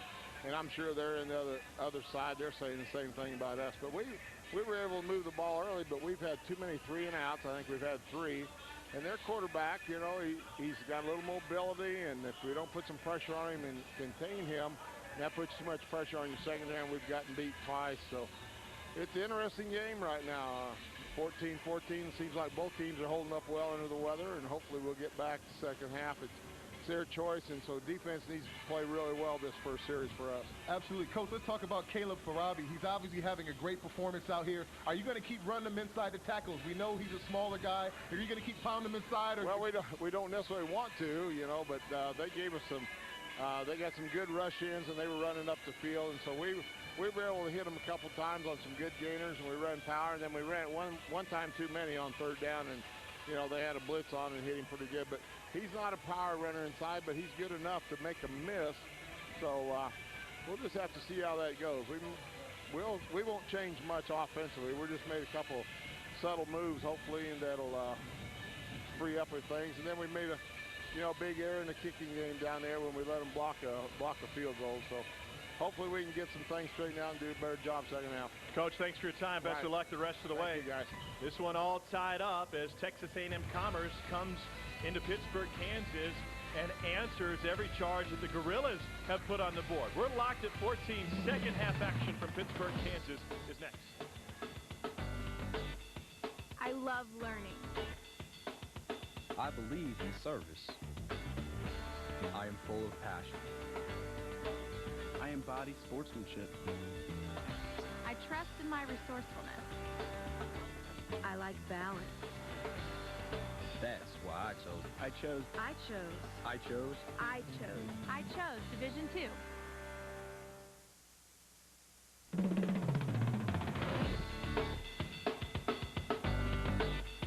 I love learning. I believe in service. I am full of passion. I embody sportsmanship. I trust in my resourcefulness. I like balance. That's why I chose. I chose Division II. Get the inside track on what the top recruits are doing and where they'll end up. Tom Lemming's Generation Next, presented by Under Armour, Thursday at 6:30, only on CSTV. Feeding bullets? Check. Powerful locomotive? Roger. Superior leaping ability? Affirmative. Power that would make even a superhero blush? Absolutely. Check out these Women of Steel all season long. NCAA Women's Volleyball, only on CSTV. Watch the AVCA Volleyball Showcase Championship tonight at 9:30. Take an insightful look ahead at the week in college football. Watch Crystal Ball, Wednesday at 7, only on CSTV. Nobody serves college sports fans better than CSTV, the 24-hour college sports network from CBS Sports. To get CSTV, log on to CSTV.com. And we welcome you back to Carney Smith Stadium, tied at 14 between Texas A&M Commerce and Pittsburgh State in this matchup of MIAA and Lone Star Conference foes who are in the same region in Division II. And so this is a very important game, not only today, but what will come down the road when you talk playoffs. I just want to take a moment to say that Division II football is great. These guys are out here competing. If you like college football, you're seeing some of everything. You're seeing offense, you're seeing defense, you're seeing special teams. You know, you can't give Division II enough credit for what they're doing with their football program, and I'm just excited to be here at this game. We'll see if the second half can live up to the first as Eddie Moss takes it at the 2-yard line. It was a great, strong kick, and Moss stretches it to the outside, pulled down from behind at the 22-yard line. And that's where Terry Mayo will get back to work. What a first half for Mayo. And remember, Roland, he was out of the game for a year, really. I mean, he played spring ball last year, but he was out of the game. And look at the numbers he put up today, 202 yards. Are you kidding me? And he hit, here in the first half, 10 of his 14 attempts. A couple touchdowns at long pass of 71. If you're just tuning in, that's 202 yards in the first half, okay? That's not the whole game. That's the first half. Terry Mayo is also recruited by the likes of Oregon, Utah, Toledo, had signed with Central Florida, and George O'Leary, who has a great history with quarterbacks. Sat out last fall, then got down to Commerce in time for spring ball. This is, again, Eddie Moss, who started his career at the Air Force Academy, and Nick Delaseco, the senior safety from here in Pittsburgh, brings him down. Well, yesterday talking with Eddie Moss and Terry Mayo, some of the best interviews that I've been a part of. You know, Eddie Moss, he's a guy that's a hard worker. He's humble. He's quiet. He just runs the ball hard. He's consistent. He's a senator in student government. I mean, he's just a class act guy on the field and off. And it's just good to just see these kind of kids out here playing. Yeah, he's a senator in student government. And he sits on the Food and Housing Committee, which means if you have a complaint about the food they're serving in the cafeteria, you go to Eddie Moss. Hey, we need more asparagus in here. We need fresher salads. I'd like a better sandwich. He's saying bad chicken nuggets and stuff like that. Pass complete that time. Again, Jamichael Palmer, who's trying to spring his way free, makes it to the 40 to change, to move the chains. So not only is he a good player, but he looks like a great player. Reggie Bush, 9 carries, 26 yards. You be the judge at home. Well, they call him Eddie Bush because of his play. But when you look at him, I mean, there's some similarity there. What are you going to say? But on the field, okay, that's why they call him Eddie Bush. The guy's a hard worker. He's quiet. He goes about his business. He hasn't had a chance to show you his receiving abilities, but he's also a great receiver. I'd like to see some 903 area code eye black stickers underneath Eddie Moss. Mayo through the hands of Jamichael Palmer. Yeah, Mayo's a guy we talked about earlier. His first pass, he put some velocity on there. You have to be ready and have those hands up. Just all you can do is turn the page as a receiver. Jamichael, just turn the page. Again, Mayo, you're showing you're starting right out where you left off. Ball's right on the money. Just turn the page. Walk back to the huddle. Say sorry to the O-lineman. Go to the sideline. Can a quarterback get to the point? I know that was a catchable ball, but can he get to the point where he's throwing the ball too hard? Absolutely. It only counts as just a completion. You don't get brownie points for how much zip you put on it. You just want completions, that's all. He's only misfired on 5 passes so far, has Mayo. They put up their most points in the first half in 2 years here in the first half today. And another carry for Eddie Moss, who started his college career at the Air Force Academy, playing in that wishbone attack for now retired and legendary head coach Fisher DeBerry. What I like about this, how does this happen? He's setting up his runs. He sparked it down inside, bounced it outside, off tackle. He's just methodically going about his business, gaining yards. This isn't the most glamorous run in the world. You don't win a beauty pageant for that kind of run, but that's the stuff you got to do to win. You got to put yourself now they're in a reasonable third and 4, 35. They can get that because he's putting them in position to be successful. They hit 4 of 8 third down conversions in the first half. Can they get their 5th of the game? And Palmer Has that one incomplete. Somebody turned the wrong way. He ran right to the sticks, but Zach Langston was on the cover. I don't know. That might have been Mayo. Made his first real mistake of the game. I don't know. It seemed like, the route was an out route. Mayo threw it to the end. I don't know. I know they're going to go talk about it. I see Mayo with his head down. That's unlike him. I think he's sort of getting on himself and maybe not making the best decision now. Terry Mayer told us that the biggest advantage he had from playing professional baseball in the Brewers organization for 4 years were his visualization skills. And they come after the punt, almost get it, as Calapia gets it away. And don't go out of bounds. And Mayo said, having those visualization skills as a hitter really helped. I can see myself taking this curveball the other way. I can see myself getting a hold of this fastball. And now he's trying to visualize success on the football field. Tied at 14, one possession into the third quarter. Can Pitt State get it going offensively when we return?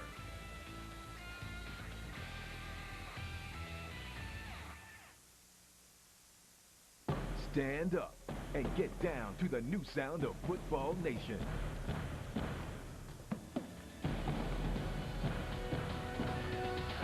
There to just drill it. Nice play. It's completed for a touchdown. HBCU football. Don't miss a step. That's a touchdown. Watch Arkansas Pine Bluff versus Mississippi Valley State, presented by the U.S. Navy, next Saturday at 2, only on CSTV. Every year, one tree produces enough oxygen for a family of 4. Trees make a difference in every breath you take, and now Dish Network is making a difference, so you can breathe easier. Just sign up for our paperless billing. It's good for everyone. It's less clutter in your life, and it even saves a stamp. Signing up is easy. Just call 1-800-333-DISH, visit dishnetwork.com/paperless, or check the box on the remit portion of your bill. Make a difference and breathe easier with paperless billing from Dish Network. The hottest real tones for your mobile phone? Check out Thumbplay. Join today and get 3 bonus real tones. Just text S7 to 48,000 to get Baby Boy and Prince featuring P-Town Mo. Get Mims, text S8 right now. We've got over 11,000 real tones from the best artists, like Young Jeezy. Just text S9 to 48,000. Load up your phone for just $9.99 a month. Just text or log on to thumbplay.com and get your 3 bonus real tones. Next stop for your mobile phone, Thumbplay. They wear the school colors for a few fleeting years, leave behind moments we'll always remember, and take with them the spirit to excel in all they do. That's why the NCAA corporate family provides scholarships, sponsors youth programs, and supports all 23 NCAA sports. They know that while the excitement of college sports is shown in moments, the value lasts a lifetime. And welcome back. Tied at 14 between Texas A&M Commerce and Pitt State. And Mark Smith, who ready to go under center for Pitt State. Effective first half, 7 of 8 for 132 yards in the first half. And Caleb Farabi gets his first carry and rips off a nice run here to get things going. 12:36 left in the third quarter and the clock running. And we welcome you to the booth. We are joined now by the retiring president at Texas A&M Commerce, Keith McFarland. Keith, thanks for being with us. What a great atmosphere to have you guys up. You brought the band, you brought the cheerleaders, and you brought some offense here in the first half. Absolutely. This is a great team to compete against. Pittsburgh State has a great program, and A&M Commerce is glad to be here, and I'm glad to see we're competing so well. 10 years at the helm there in Commerce. What made you make the decision that it was time to move on? Well, I'm 67 years old, and it's been a great run the last 10 years. We've added 20 new programs. The campus is growing. Enrollment's up, so it's just a good time. Things are going well at the university now. Smith has to scramble to make a gain of that one here at the Carney Smith Stadium. So big changes abound for you. Let's review what was accomplished in the last decade. You've got more buildings sprouting up. You've got a resurging football program and a lot of changes there at Commerce. That's right. We're reaching out to our alumni. We're reconnecting. Our gifts to the university are up. Really, just every aspect of the university is going very, very well at this time. I know Roland was really impressed when he found out the band was going to be on the road. He said, hey, at Syracuse, we never did that. The band didn't travel. The cheerleaders didn't travel. But now you guys make the decision. And your first year AD Carlton Cooper helping out, saying, hey, we're gonna make this as big as we can. That's right. Carlton Cooper is a great addition to our campus, and we're glad that he's leading our athletic program now. Well, congratulations on a long and distinguished career there in Texas A&M Commerce. We're excited to have the Lions on today, and we're excited to be introduced to so many great people, not only in the athletic department, but throughout the university. I understand that when the faculty were told about this game and being on national television, there was a certain excitement there that maybe doesn't always flow between the academic and athletic side. That's right. Everyone feels good about what's happening in the university, and when the football team gets on national TV, it's thrilled everybody, and there's a lot of excitement along the campus with our faculty and our students. All right, thanks for being with us. We appreciate it. Keith McFarland, the outgoing president at the end of the school year at Texas A&M Commerce. 10 years, had a nice write-up in the paper this morning. After it was announced. It's not all football, that's for sure. And now Mark Smith out of the shotgun, hands off to Farabi, and Farabi brought down by Chad Washington. Well, these guys are student athletes. You know, sometimes it goes without being said, but they play sports with their students, and they're going to have bright futures as professionals in some form or fashion of their lives. And so when you see somebody that cares about the kids, cares about the academics improvement, it's really just a positive thing to see. And I'm really impressed with where this organization is going, and obviously the product on the field is much improved.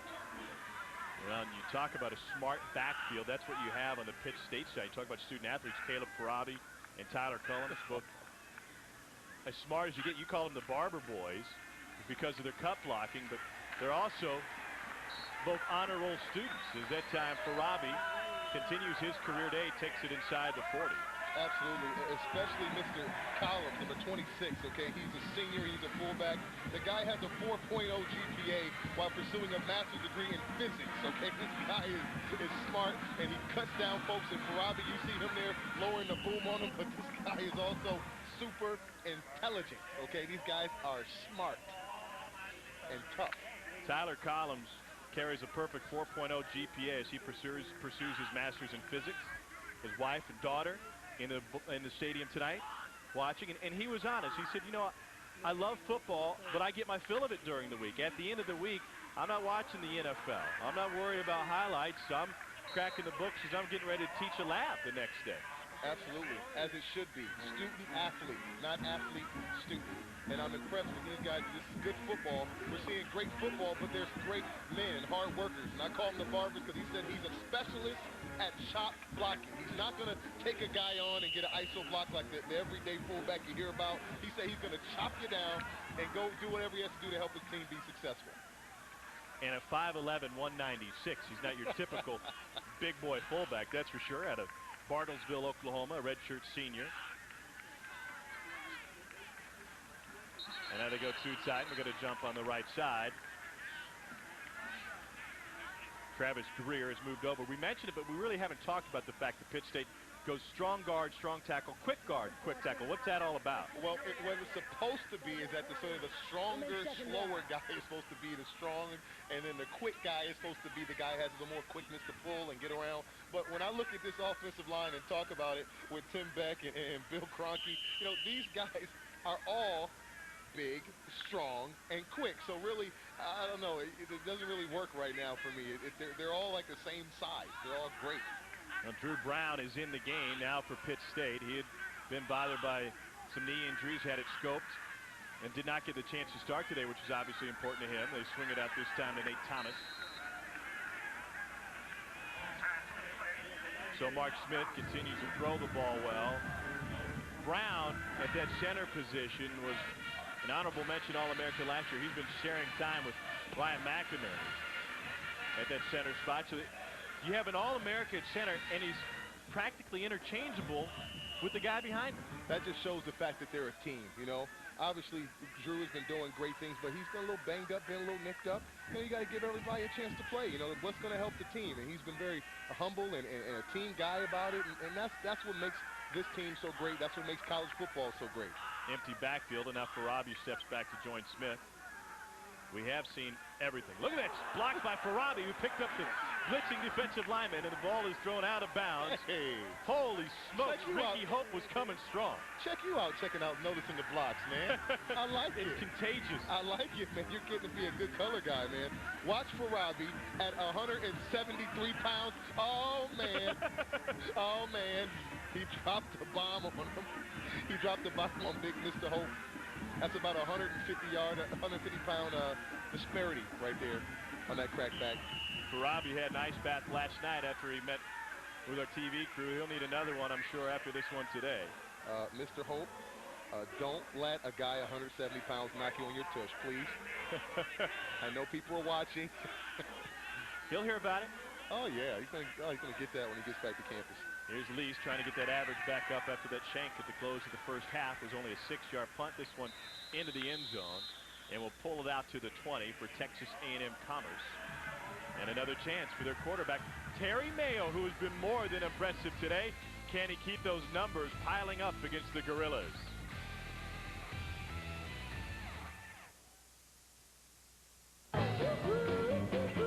When I signed up for Vonage, I was able to keep my phone number, and then when I moved, I was able to take it with me.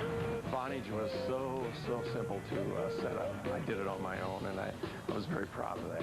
Call quality is the utmost. It projects my business. And with Vonage, it's perfect. Vonage and reliability, that just kind of goes hand in hand. The features save you time, and that's really where I'm focused as far as cost goes. It's made our connection that much closer. I love Vonage. There's no one else out there that fills the need that Vonage does. And I'm a lifer. I love it. So sign up, set up, and start saving up to $300 a year on your phone bill.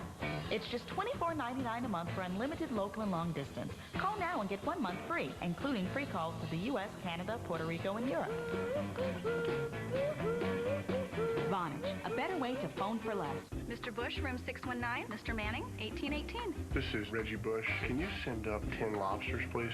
Peyton Manning, can you send me a 30-foot-long catfish po' boy, please? Can I get someone up here with enough chili to fill up my bathtub? Peyton Manning, number 18.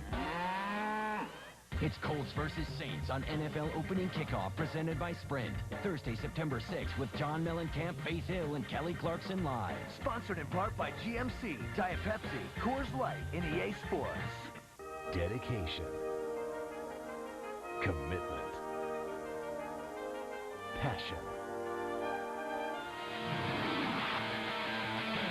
For one school, it means just a little more.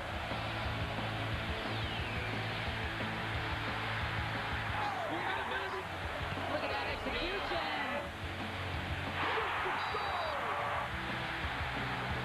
CSTV, the home of Navy athletics. Terry Mayo behind center for Texas A&M Commerce, who's had a fantastic day so far. We're tied at 14. 7:38 to go in the third quarter. And Mayo may have had another shot at the end zone, but took a knee near midfield to close the first half.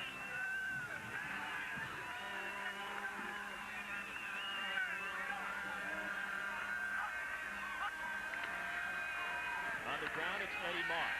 Moss springs it outside, and Moss takes it to the 32-yard line before he's forced out. A 31-yard line, pardon me. There's a first down. An 11-yard carry for Eddie Moss. And a patient run. Great running backs have the ability to be patient. He brought it downhill. He slowed down. He waited. He bounced it outside in tears. You know, he didn't just try to get it all at the same time. That's an intelligent runner. That's being a smart, intelligent runner. If you're a young running back, please learn how to set your run up and then break it outside. Don't just run straight outside. Mayo. Great coverage by Pitt State. And Mayo forced to check that one towards the sidelines and out of bounds. Smart play. Smart play. Being an intelligent quarterback, he was looking for Wofford downfield, and he didn't have anything. He set his feet. What I like is that he's getting great protection. He's looking downfield and making sound decisions. If there's nothing there, he's running with the ball or just get rid of it like that. That's smart. 11 for 18 for 212 yards for Terry Mayo. Is he supposed to be rusty? Somebody brought a can of WD-40 because there's no rust left on that guy. Here's Moss. It's not an easy catch for Moss, and he has near another first down. 43 rushing yards for Moss, and now adding a few on the passing side, and he needs a break. It is a hot day out there, Roland. It started out with some cloud cover and in the 70s. The temperature has certainly climbed since then as the sun has been out all afternoon. Well, you get hot when you're making plays. That's what Eddie Moss is doing. That time, you guys had to see him catching the ball. He's making people miss. He's showing that elusibility. That's why they call him Mr. Eddie Bush, but he's making a name for himself. Eddie Moss, playmaker, Texas A&M Commerce. 50 yards of total offense today for Moss, and that call goes to Nabil El-Amin. Nick Dillasega brings him down after he was held up. Rochester, New York, at a Wilson Magnet High School, two-time All-City performer there in Rochester. What did your resume look like? How many times were you an All-City performer? Well, did that a couple times, did All-State, but right now it's about okay, he's a great player. He's not getting a chance to get all the time he wants to get, obviously, because when you have a guy like Moss who's a leader, he's getting his time to shine, but don't worry. I'll talk to the coaches, and El-Amin is going to get his chance to have a great career to finish out his time there at Texas A&M Commerce. Junior college transfer in there next to Terry Mayo, and you get the feeling with each and every snap and positive play, Commerce is picking up confidence. And that ball's bobbled but hauled in by Meldrick Grice. Almost gave one away. Instead, it is a 17-yard gain for a first down. Woo! Dodged the bullet on that one. Mr. Grice, you dodged the bullet. First off, great bullet thrown by Mayo, but you got to hold on to it. He did. It's no harm done. I know the position coach is going to give him a hard time about it, but it was no harm, no foul. Third catch today for Grice for 55 yards and at first score for A&M Commerce. This is a Pitt State defense which takes a lot of pride in their play, but they've been bending here in the second half, and that was just out of reach of Grice. When you take a look at the defenses that Pittsburgh State is playing, it's a lot of zone. And when you're doing zone, you give a quarterback that's a thinking man a chance to pick it apart. I think that we might need to throw some man-to-man out there. Anton has to make it tough on the guy. Obviously the zone is not slowing them down a bit. I think the first defense to make the change, to start going man-to-man, they're going to get some dividends on the other side of the ball. Is that a change that they can make with ease in the middle of a possession? This one to El-Amin again, and he fights his way for a couple of yards. Rashad Pittman is having a strong day. He's in on the tackle. I mean, if they're a zone team, you can make a change whenever. I mean, they go through and learn so many defenses during the week. I mean, you saw their defensive playbook. It's full. You got to make the change when it's necessary. And so, I say it when it's time. It's time. El-Amin ran to a blanket of red. 3rd and 7 now. That's no fun. Mayo has worked almost exclusively out of the shotgun for A&M Commerce. Over the middle again, tried to thread the needle, and it's batted away. What a play in the secondary by Jeff Tisdale. Jeff Tisdale, he told me he was going to make a big play. He really believes in himself. He likens himself to prime time. That's why he picked the number. I said, what I liked about this was that this was honestly seemed like it was a little man-to-man kind of zone kind of principle, man-to-man to the close side. Good job by just staying with him. I mean, he's running right with him. He sees it. He breaks in the ball. I like that he used his opposite hand, didn't pull. Fourth down now for Texas A&M Commerce. The first time either team has gone for it on fourth down, and it's a long way to go. 4th and 7. False start, I think, on the right side of the line. And now they'd be wise to punt it away. False start, number 66, offense. 5-yard penalty.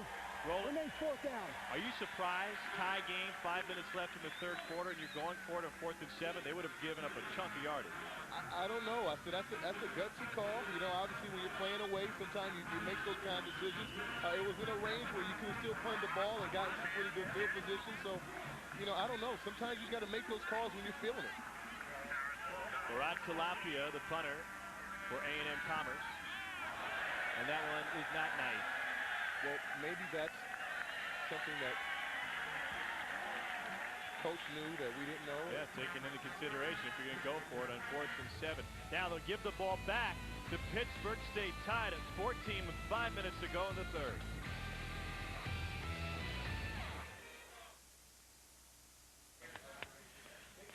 Homer eats Whopper, takes 75. Action! Ow! Ow! Double meat, double cheese, double bacon, double... You got off that train back there, you did 2 things you never done before. At least not at the same time. You shook my hand, and then you looked me square in the eye. Where'd that come from? Call 1-888-349-ARMY now for a free DVD and learn about the training, education, and other benefits that come from serving as a soldier in the U.S. Army. You'll also get a free boonie hat. Are you ready to answer the call? Next Saturday, it's a Texas showdown on Football Nation. Coming off a successful 2006 season, TCU will look to build upon their winning ways when they take on Baylor. It's all part of a full day of CSTV's Football Nation, starting at 2. This is you after an energy drink. Unfortunately, so is this.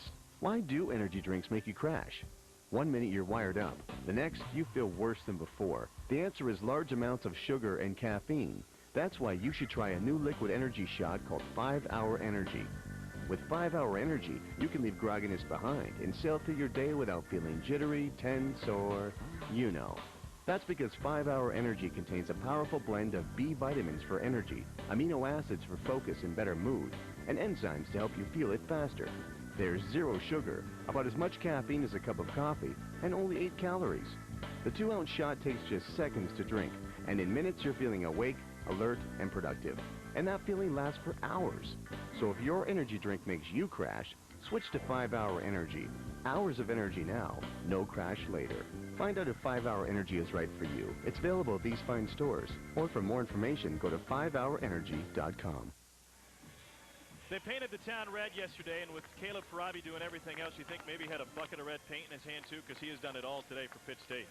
Farabi has been a magic man out here, okay? Farabi says Jumanji. He's taking it outside. I mean, he's showing the breakaway speed and getting away from guys. And he's small, but he has heart. He's hitting it up inside. He don't care where he's going. Running over guys. Look at that.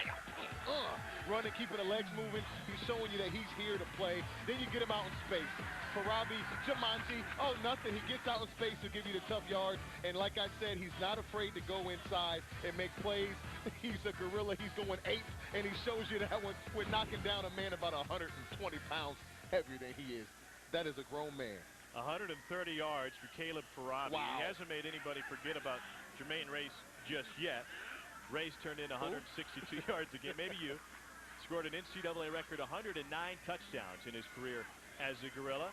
But this is certainly, this is without a doubt, the kind of performance that Caleb Farabi was hoping to have in front of the home fans. It's a coming-out game for a guy who's stepping into some awfully big shoes. Yes, and when talking with him yesterday, he knew that he had to come and fill some big shoes, and there's no disrespect to Jermaine Race. He's a phenomenal player. However, he wants to make a name for himself, and he grew up watching his team. He grew up in these stands. He grew up being a part of the Pitt State Mystique, and he said there's nothing better than he wants to do than come out here and play well at home on national TV to start the season.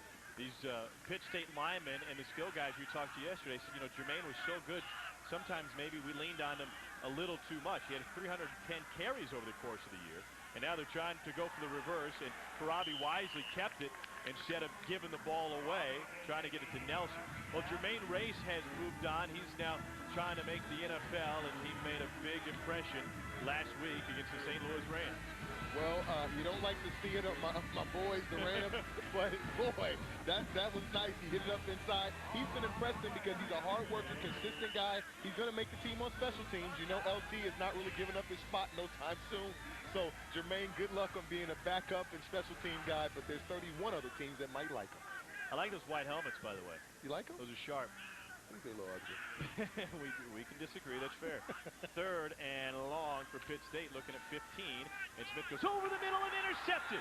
A big play by the Lions as Andrew Gamboa comes with the defensive play of the game. That was huge. That was huge. I think the decision-making, when you look at it from here, I didn't really feel like the receiver was open. I think he tried to force something down the middle of the field, and it was like a hornet's nest in there. Nothing doing. You came out and got stung. Let's look at it from this angle. I'm looking downfield. I don't see anybody open. No. That was just an unpleasant decision, and you got poor results. An uninvited guest in the middle of the field. Interception. What a play by Gamboa to reach behind his body and haul it in. And now all of a sudden, I mentioned it before, the role in this Lions team is gaining confidence with each tick of the clock. They believe in themselves. They believe they can fly. And midfield now. See if Mayo can put it in the air. Reverse First to Palmer, to Michael Palmer off to the races. And he gets to the marker for an 11-yard gain. Tisdale wraps him up and throws him down. A first down for Texas A&M. I like the mixed direction. I like the fact that they're coming back and again, using their groceries to their advantage. You have one of the best punt returners in college football. He's getting a chance to touch the ball, get out in space. And I saw Mayo, he was ready to give a crack back in there too. The whole team was ready. They're involved on the sideline. They're over there fired up. If you look at the sideline over there for Texas A&M-Commerce, everybody from the first string to the fifth string, they're excited about what's happening out here, and they really believe they can believe in themselves.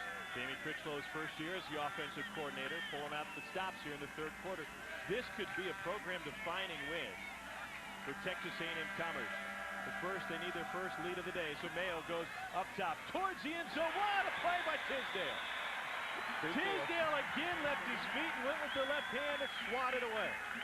Tisdale, great play. I think that Mayo might have placed that ball towards the middle of the field a little bit.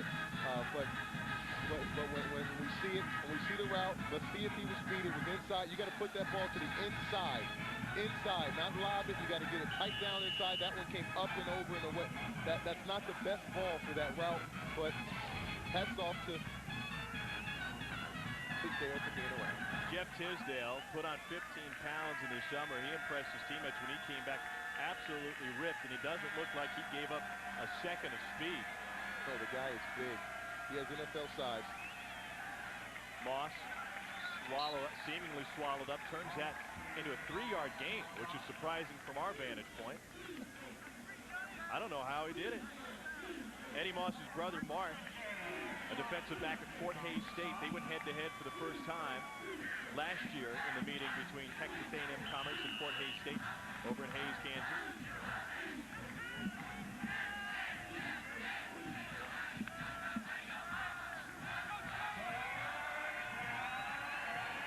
Another third down opportunity for Terry Mayo and company.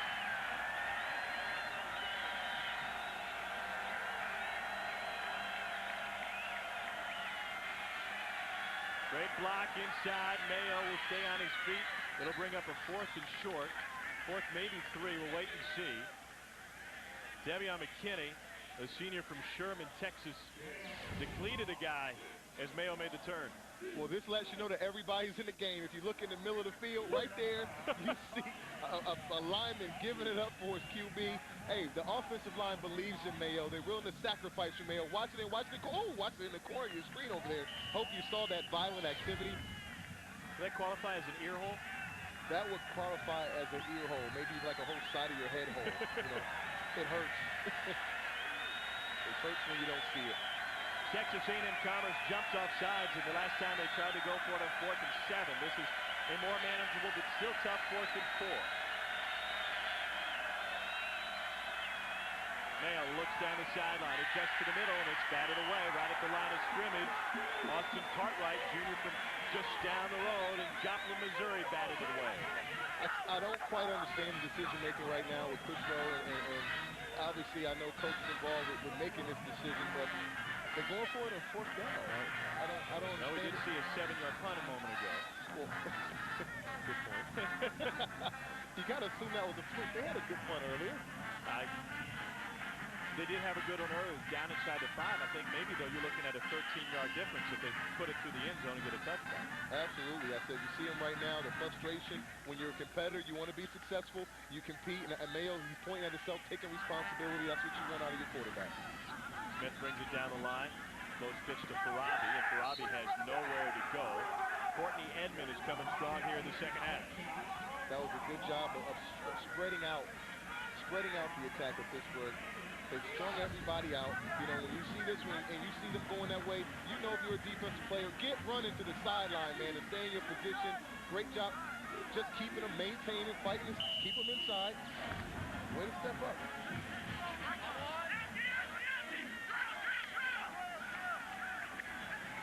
Farabi taken out, flag on the play. Marcus Smith found his way in the backfield. And wait and see what that flag is for. Whatever's going on, I know David Gibbs, defensive coordinator for Commerce, I know he's appreciating what he's seeing. It seems a little distorted. these last couple plays have seemed defensive-minded. And this is what you want to see. You're a first-year defensive coordinator, a lot to prove. Coach Conley in his 4th year, but really trying to take that next step to prove to the country that he has a great program over in Texas. And he has some great leaders on that defensive side of the ball. Here's the call. Illegal motion, number 12 offense. Penalties decline, 3rd down. You know, one of those leaders is Kenny Ford. He's a senior from Waco, Texas, who returned to the program last year after serving a tour of duty in the Middle East. He's 30 years old, and you know he's getting more respect from his teammates. Last year they called him Grandpa. Now it's down to an uncle. It's certainly a positive step for Kenny Ford. He loves the game of football. He went away for years and came back and just wants to make plays out here and help his team be successful. Smith, stutter steps, now dumps it off. Was he over the line or not? And that one is complete to Harrison Cush. Back to Kenny Ford. What a great story he is. He wears the number 13 because that was the name of his group. He was one of 13 foremen that was serving attached to a fleet hospital in the Middle East, treating one particular guy, convinced him to come back to the football field. A gentleman by the name of Chris Gonzalez, who's a former football player from New Jersey. Gonzalez was a double amputee, and he said, if I just had one more opportunity, I would go back to the football field. And Kenny mentioned to him, he said, yeah, I have those same thoughts. I'd love to go back. And he said, well, what's keeping you? I don't have legs. I can't do it. You're perfectly healthy. You can get back. And here's a fumble from Farabi. Pounched on by Pitt State, so they'll hold on to it. But what a fantastic story. Motivated by the double amputee, Chris Gonzalez. And motivated also, remember the 35-year-old wide receiver that South Carolina had a couple years ago. But his unit called themselves Unit 13, 13 corpsmen who worked as part of the Fleet Hospital. Well, Farabi almost gave him a gift just then. A fumble would have been just what Kenny had in mind with his time inside the game. A couple of tackles so far this afternoon for Kenny Ford. What a great young man that we had a chance to visit with yesterday. Farabi finds room on the outside, spins his way in before he runs right into a hard hit from Chad Washington. One thing I was impressed about by talking with both teams was the caliber of guys. You know, the caliber of guy on both sides. And yes, they're both out here competing, and this might not be a gain of much, but they have both gained so much, both organizations, by spending time with them.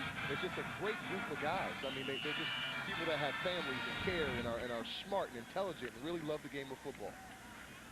And Farabi loving his day today, 136 yards.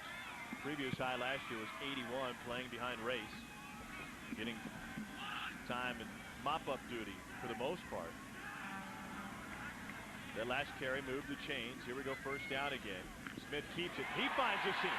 Up the hash mark, now looking for a block, and he takes it to the 25. Harrison Cush was waiting to lay the block, never got out there. May have been the difference to Spring Smith. The option forces somebody to make a decision. He's attacking the line of scrimmage, and depending on what the defender does, he either takes it or he pitches the ball out. That time, nobody was there. He's taking it. And I played for Syracuse. We ran the freeze option, Donovan McNabb, and great quarterbacks. And it takes a good decision maker. And that's what Mark Smith is. He's a great decision maker with the option. But it starts with him being aggressive to the end of the line of scrimmage, and that's what he continues to do. That's why this option works. Sophomore Mark Fisher with the open field tackle. Smith is averaging almost 5 yards a carry. 10 carries, 48 yards. Farabi hit at the line, falls forward and gets a couple. So Caleb Farabi and quarterback Mark Smith, 54 straight wins at the high school level here in Pittsburgh, Kansas for St. Mary's Colgan. The private Catholic school, 4 state championships, and now they're looking to get the Gorillas into the end zone and looking to get back to the playoffs. Need a win today to get off on the right foot. We're still tied through 3.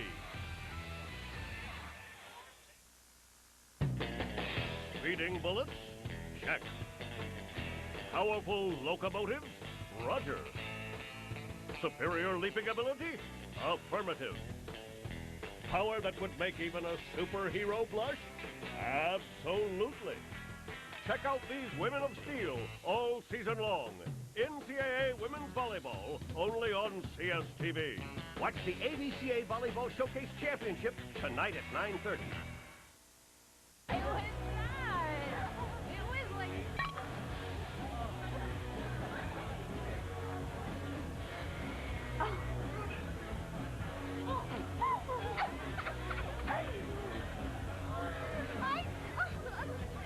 It's easy to tell if you've had way too many. But what if you've had just one too many? Buzz driving is drunk driving.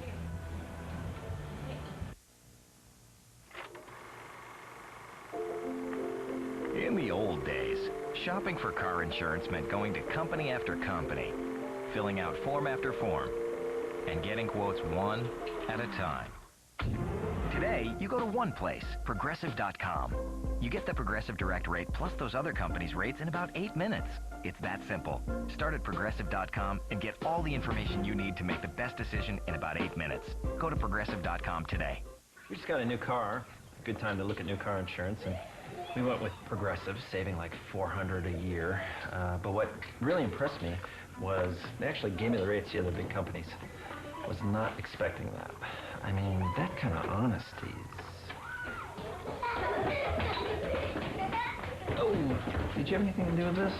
No. Right. Get Progressive's rate plus other big companies in about 8 minutes. Go to Progressive.com today.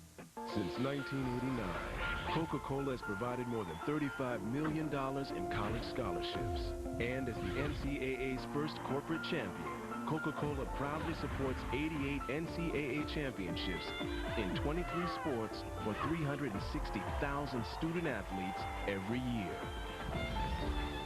Satisfying the thirst for learning, both in the classroom and on the field.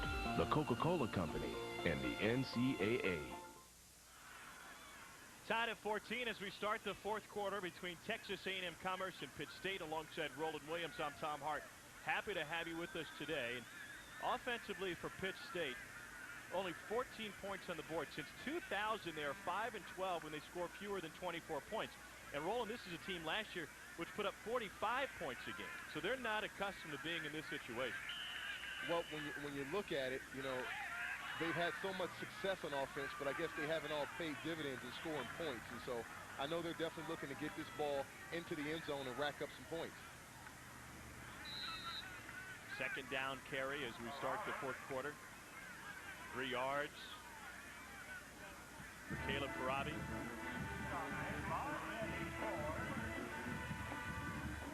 Mark Smith, 38-0 as a starter in high school at St. Mary's Colgan. Broke his left arm last year, has a metal plate in that left arm, and got quite a zipper on the back of that tricep too, doesn't he? Oh, man. That's a heck of a scar from the elbow all the way up underneath that red t-shirt. He covered it up. That's smart. This is Farabi. Farabi cuts it back. Brought down from behind. The pizza was in there. Then a player stays down. For Texas A&M Commerce, Chad Washington is on the field. I'll tell you what, Farabi is showing me so much, but let's watch the option again. Quarterback takes the ball, attacks the line of scrimmage, he gets rid of it because someone was there, and look at Farabi. He's not going down with first contact. 170 pounds. He's dropping bombs on these guys. This is so impressive for a player of his caliber to come in this game and show out. I'm just so happy for him. I'm happy for his family, his work ethic. I don't know if I told you before about his incline, 310 pounds. Yeah, you told me. You mentioned that. That's a record at his school. It's a stud. Other scores throughout the nation, Division II football today. You can watch those top of your screen. Washburn of MIAA falls to Chadron State. And Danny Woodhead with a monster game. 4 touchdowns today for last year's Harlan Hill Trophy winner. He needs only 690 yards now to become the all-time rusher for all divisions. And that's a record that Jermaine Race currently holds at the Division II level. He needs 690 yards, and we will see Mr. Woodhead later this year on this Division II package. They're going to measure for this one.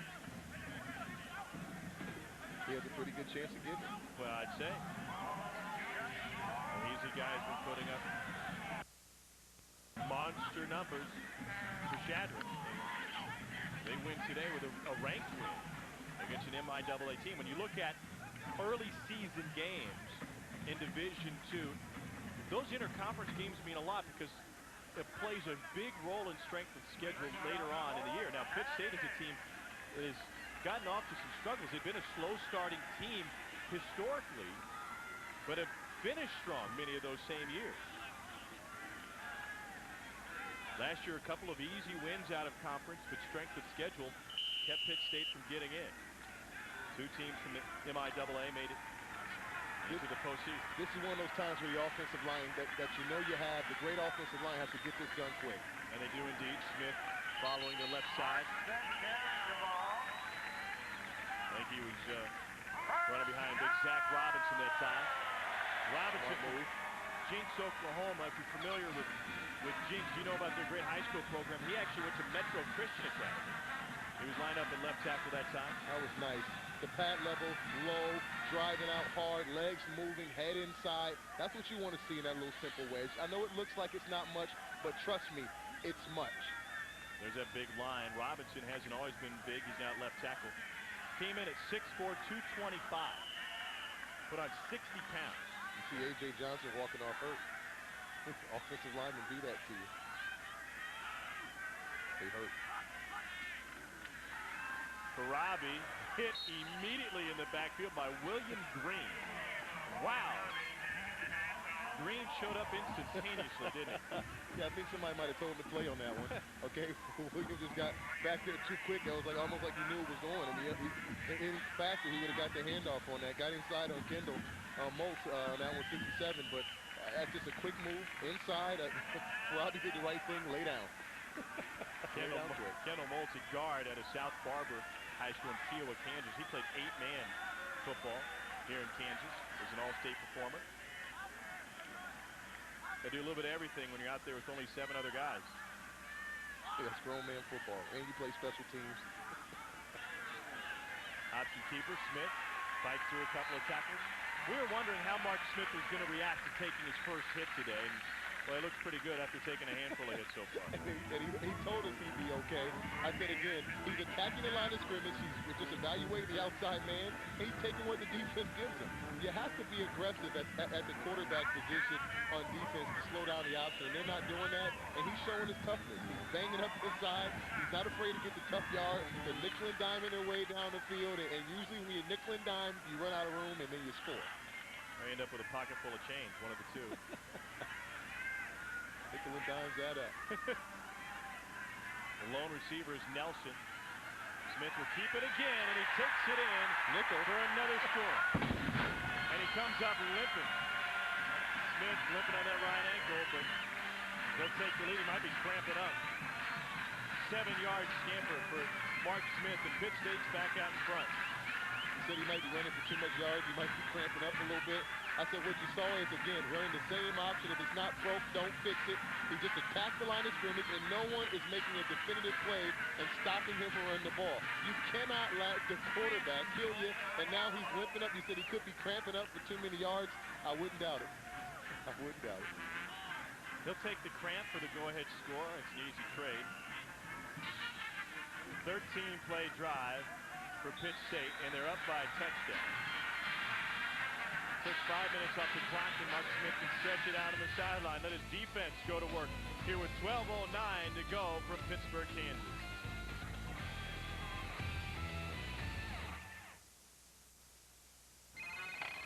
Yeah, this head ball, coach. Hey, I told you he could really go.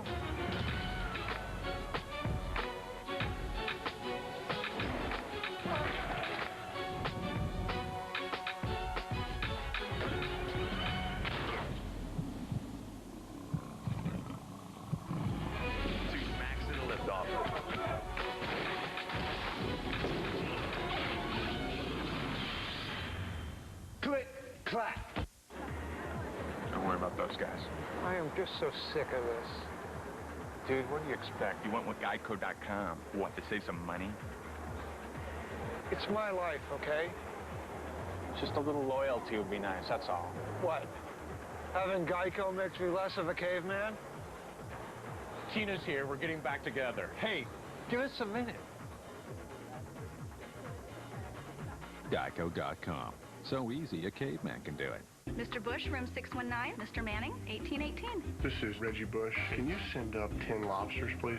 Peyton Manning, can you send me a 30-foot-long catfish po' boy, please? Can I get someone up here with enough chili to fill up my bathtub? Peyton Manning, number 18. It's Colts versus Saints on NFL Opening Kickoff presented by Sprint. Thursday, September 6th with John Mellencamp, Faith Hill, and Kelly Clarkson live. The NFL Opening Kickoff presented by Sprint. Thursday, September 6th. You got off that train back there, you did two things you never done before. At least not at the same time. You shook my hand, and then you looked me square in the eye. Where'd that come from? Call 1-888-349-ARMY now for a free DVD and learn about the training, education, and other benefits that come from serving as a soldier in the U.S. Army. You'll also get a free boonie hat. Are you ready to answer the call? Junior quarterback Mark Smith getting some attention on the Pitt State sideline after his 7-yard touchdown run. And his backup Geno Waters getting loose for Pitt State. He played the second half last year. Take a look after Smith took this ball into the end zone. A couple of hops and skips, and then you could see that right calf just go like a rocket snuck into his sock. Yeah, sometimes. A little tight, huh? Sometimes when you're having so much success, it's hot out here, you got to stay hydrated, your excitement, adrenaline's flowing. Sometimes you got to get the electrolytes into your body so your muscles don't cramp up. But I know he's in great condition. He's in great shape. Team captain, and smart guy. A bounce back possession that time for Mark Smith and Pitt State after he'd given the ball away on the previous possession. Absolutely. I mean, I know that this game is very important to him, and it's important that they continue to score. You know they have a quota to uphold around here. They're used to scoring points. The quick strike offense. Nabil El-Amin from the 20. El-Amin cuts it inside. He runs into his own man and takes it to the 40. And he was just coming off that hip of his own guy to break it. Man, that elusiveness. Boy, the hometown guy almost had me jump out the seat for him. The NCAA Division II President's Council will present 3 other national telecasts during the 2007 football season. Next up, September 27th, will be in North Carolina for Mars Hill and Catawba. Then Shattern State at UN Kearney on the 18th of October in South Dakota at University of Nebraska, Omaha. Check your local listings for regional sports networks and stations carrying the game in your area. We'll get to see Danny Woodhead up close and personal late in the year. Some great football in Division II. In case you don't know, now you know. Division II, playmakers, great, exciting football. You need to watch it. And this would be the early upset of the season if Texas A&M-Commerce can get something going here with under 12 minutes to go in the fourth quarter. Do they change their offensive approach at this point down by touchdown? Absolutely not. I think right now the both teams is just keep doing what they're doing, but it's the little things. It's the mistakes that you make. It's the extra part. It's the field position of the game. It's all the little things that are going to make or break this game. And right now this is a big series for Texas A&M-Commerce to come and show up and keep their momentum going. Danny Critchlow is in his very first game as the offensive coordinator here for the Lions. 2nd and 7. El-Amin to midfield. Stopped just short. And that 6-yard carry will bring up 3rd and short. Now for Texas A&M-Commerce, Giorgio Majors with the stop for Pitt State, the junior from Houston, Texas. Eddie Moss on the sideline right now for the Lions. Get the rest. Got to get a breather in there. I know they've been doing a lot of running, too. It's been a lot of running of the ball this second half. And obviously, you know, when you look at the Pittsburgh State defense, you know, they say there's some weaknesses, defensive backs, you might want to keep throwing the ball. The zone defense that they've been playing has been open and available for Mayo to make plays, and they need to get back to that. This running the ball is not really working as well as they want it to. El-Amin picks up the first down, runs over a guy, Jeff Tisdale, taking it to the 40. Well, that time it worked great. What do I know? I'm just talking about it.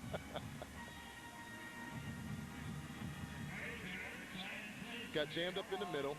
He broke it outside. Just a good, strong run. Again, he has that breakaway speed, El-Amin has that speed. He can get outside. He can run fast. Again, the future looks bright for the backfield of Texas A&M-Commerce. And he's a hometown guy from Rochester, New York, so I really want to see him have some success. Not that you're playing favorites or anything, though. I just want to see him have success, that's all. Mayo wants to go to the air. A little bit of pressure. And to get him from behind, Jason Northern was right there. Grant Garwood, a true freshman from Joplin High School, just across the state line of Missouri. Got it from the front, Northern got it from the back. Well, that's what we talked about. This defense, they talked about it, having their goals set out for themselves, and I guess obviously offensively they're overcoming them. But right now, defensively, you know, they're here trying to be a bend but don't break defense. They're trying to get after it and be aggressive and be a part of the game. And obviously, Northern, he didn't rack up 108 tackles for nothing. He has a nose for that football. So 2nd and 20 now.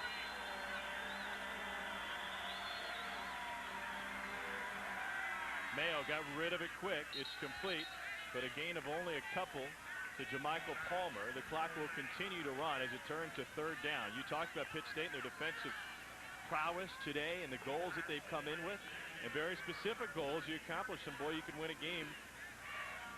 They've held A&M-Commerce to 14 points today. Look at these goals. Less than 275 yards. Probably not going to do that. 10 points or less, not doing that one, but the 0 in the 4th quarter is still out there, and 3 turnovers. You know, those are aggressive, ambitious goals. If you get 3 turnovers in the game, you plus 3 in the turnover ratio, you have about a 98% chance of winning the game. 326 yards for A&M-Commerce's offense, so they can still reach that 1 goal, and that's 0 4th quarter points. Mayo on the draw.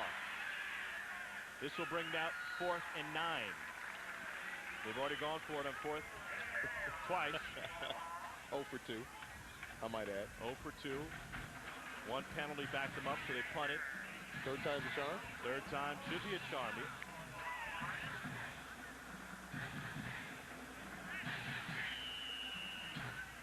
I don't know if I like a lot of the calls, you know, again, it says first half. Actually, this is interesting. I mean, it looks like they're running the ball more, but really they're not. It's 13 rushing, 13 passes. Offensive coordinators talk about a balanced attack, but it's not very often where you're truly balanced 50-50. I don't think right now, what I've seen on the football field, that passing the ball is off limits for Texas A&M-Commerce. I mean, I've seen Pittsburgh playing in the zone. There's been great opportunities in the intermediate game. I mean, some of these deep balls that they've thrown late haven't been complete. But besides that, the intermediate and the short game has been working great for them. I think they should stay with that and keep sticking with that, you know. And I don't know if he's getting feedback, if Chris Wilkes gets feedback from the coach, or I don't know what's going on. But I just really believe that Texas A&M-Commerce has been doing a great job in the short intermediate pass game, and they should keep that going. Jamie Critchlow, perfect balance play calling today. Remember those numbers from Mayo. They are influenced by a couple of drops from his wide receivers. Here we go, 4th down. Mayo running out of room, intercepted. A Pitt State pickoff from Adam Contreras. I think they went back to the well one too many times. That play was ran early in the game. It was a completion. Came back to it, and it just didn't work. And this is a great play by Contreras. Again, leaning on Mayo with athletic ability. Good decision. I'm not seeing too many white shirts downfield. I'm looking. I'm acting like I'm Mayo now. I'm looking downfield. I don't see much of nothing.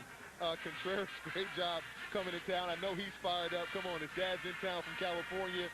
Oh, man, his first career interception. He got his family here. You know, he met some newfound family, actually, here in the area, you know, by coming to this game, coming to Pittsburgh State. So, hats off to him. 2nd-year player out of Palomar College in Valley Center, California. And a new quarterback, Chad Snyder, the 3rd-teamer, will come in to direct the offense here for Pitt State. He'll keep it on the ground, and he'll keep it himself, taking it to the 37. Geno Waters was the backup and is listed as 2nd string and played the 2nd half of the season last year. Now Snyder, sophomore from Carl Junction, Missouri, gets just his 9th career carry. Well, it turns it into a 1st down. Everybody's getting in on the party. You see they run the option again. It's the same principle. Attack the end of the line. If no one's defending you, run it. If someone attacks you, pitch it. This looks pretty good, and I said folks say that Snyder's a great runner. Smith back into the game at quarterback. Pitt State will be happy to keep that clock moving. Smith got through 1 tackler and then brought down by William Green. You know a name we haven't heard that much this game. Garnett Smith. Garnett Smith. This guy played for Mac Brown at Texas. was a freshman starter at the University of Texas. All-conference last year. Played the Cotton Bowl with the Longhorns. 20 sacks was his goal for 07. That averages about 2 sacks a game. Right now, not any sacks yet. But do you know why? Why? Because the offense that they run here at Pittsburgh State is quick. Doesn't give them a chance to really get after it. Rushing the ball. This time, Brandon Clark gets his first carry. And the junior from Newberry, South Carolina, picks up a first down. He's been fighting a bruised shin. Didn't look like a bad shin on that carry. When you see things like this lets you know that it's the system, okay? This lets you know that Tim Beck has a system that works. They're interchanging players. Everybody's getting them the party. That hole was like large as a parking spot in a garage. I mean, you got to be happy when you see that. Great job offensive line blocking, and the system works. The system works. Clark, Farabi, who else you want to put back here? Track Hendricks has been seeing time back there. They'll be without Cardell Clemens for a few games this year. Look at this move. Brandon Clark with a stutter step, and he takes it to the 10. You know, I think I'm going to kick you in the shin, give you a bruised shin, because if we all perform that well with a bruised shin, we'd be happy. Well, I said, can we give a little credit to the offensive line on this one? That's a play they call power. And on that one, you saw Kendall Moat pull around and smash the defensive end, open it up, and then once again, Mr. Brandon Clark. Watch Kendall, see him coming out the boom. Oh, you saw that? That hurts when a big boy rains down on you like that. But Brandon Clark carrying the ball, showing some speed. The system works. Hats off to that offensive line for making the system work. Hats off to Brandon Clark for knowing how to play his position on this big red machine. 2 carries, 49 yards. What's the average? About 24 and a half yards a carry. Averaged 4.7 yards a carry last year. Had a couple of touchdowns. And here's now Farabi back into the game. Takes it down to the 5. Pitt State has long been a rushing team. That's been their strength. We've seen multiple formations today. We see them do a lot offensively, but their strength, there's some great running backs like Ronnie West and Ronald Moore, and of course Jermaine Race continues. Since 1986, when rushing for more than 200 yards, they have 209 wins against 20 losses. Now Farabi has a career high today, and today as a team, they're up there 280 rush yards. Coach Broyles, Tim Beck being smart, resting Farabi, let somebody else get in. It's a long season. Let's not pucker them out all in one game. Well, that'll hurt that big average. That time Elliott Jones gets his number called, takes down Brandon Clark to the backfield. Farabi returns. It's a good play, Mr. Jones getting in the game. He sliced inside quick. That time I think he was supposed to get the chop block. The Barber missed that one. Okay, trying to give him, Collins tried to cut him that time. Didn't work out, and he hopped over it, made a little play. There you go. 278 rush yards for Pitt State. We've all had a bad trip to the Barber now and then, haven't we? Absolutely, absolutely. Gave a bad cut to my son one time. I'm so sorry. Sorry, son. Get what you pay for. Tyler Collins at fullback. Trying to pick up a block. Smith has to run. Got a host of white shirts chasing him and slides to a stop. Then gets popped. And there's a flag coming in after Marcus Smith delivered it. I think that was a little coaxing from the crowd, okay? Yeah.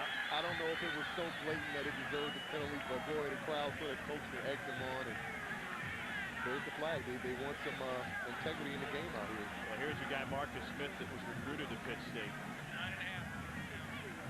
Wanted to be here, wanted to play here. Things didn't work out. He talked about coming into this game with a little bit of revenge.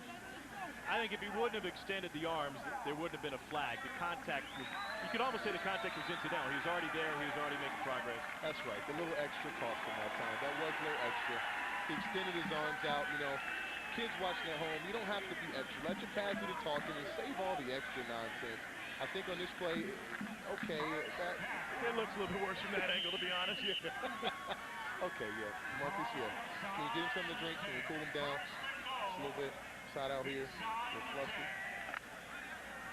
The guy benches over 500 pounds, so that was, it equates to just a flick of the wrist for him. Didn't take much to fling Mark Smith down.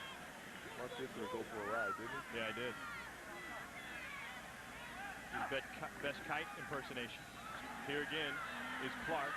Nowhere to go for Brandon Clark. Chad Washington, transfer from the University of Missouri, in on the tackle. And he did a good job of stringing it out. Once again, if you want to try to stop any running game that goes to the outside, the option, you have to stay in your gap and you got to string it out. And that's what he did.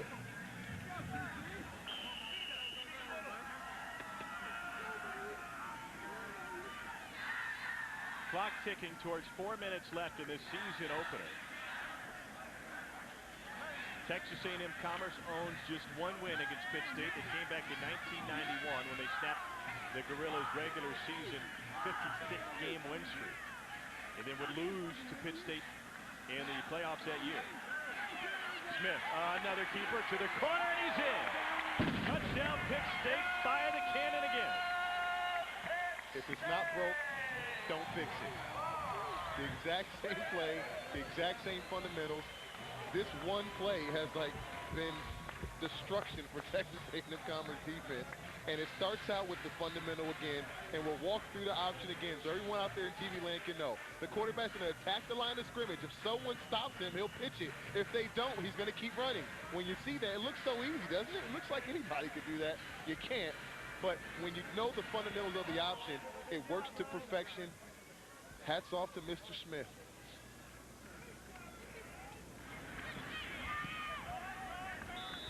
Extra point fitted through by the freshman Jared Witter. It's a 2-touchdown lead now for Pitt State.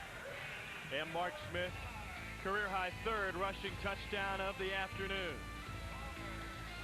You might want to stop him.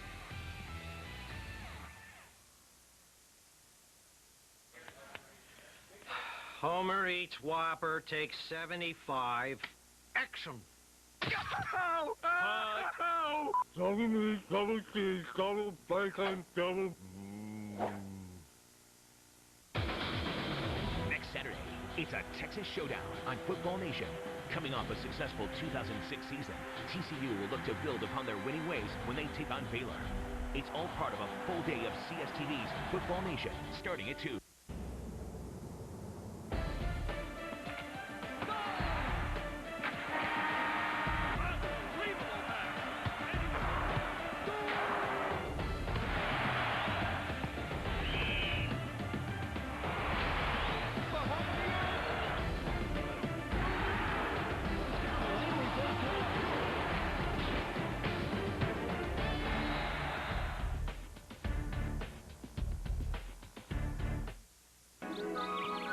Just finished the treehouse. You want to watch a movie? I love movies. I love you. Love you too. Let's watch this movie now. Love that guy. Love Western. Yeah, let's watch Sleepless in Seattle instantly on my PC. What are you guys watching? Western. Romance. Ooh, an over-the-top comedy. Let's watch that one. Oh, fudgeberries, that's funny. DVDs in the mail fast and movies on your PC instantly. Netflix. 5 movies for $5.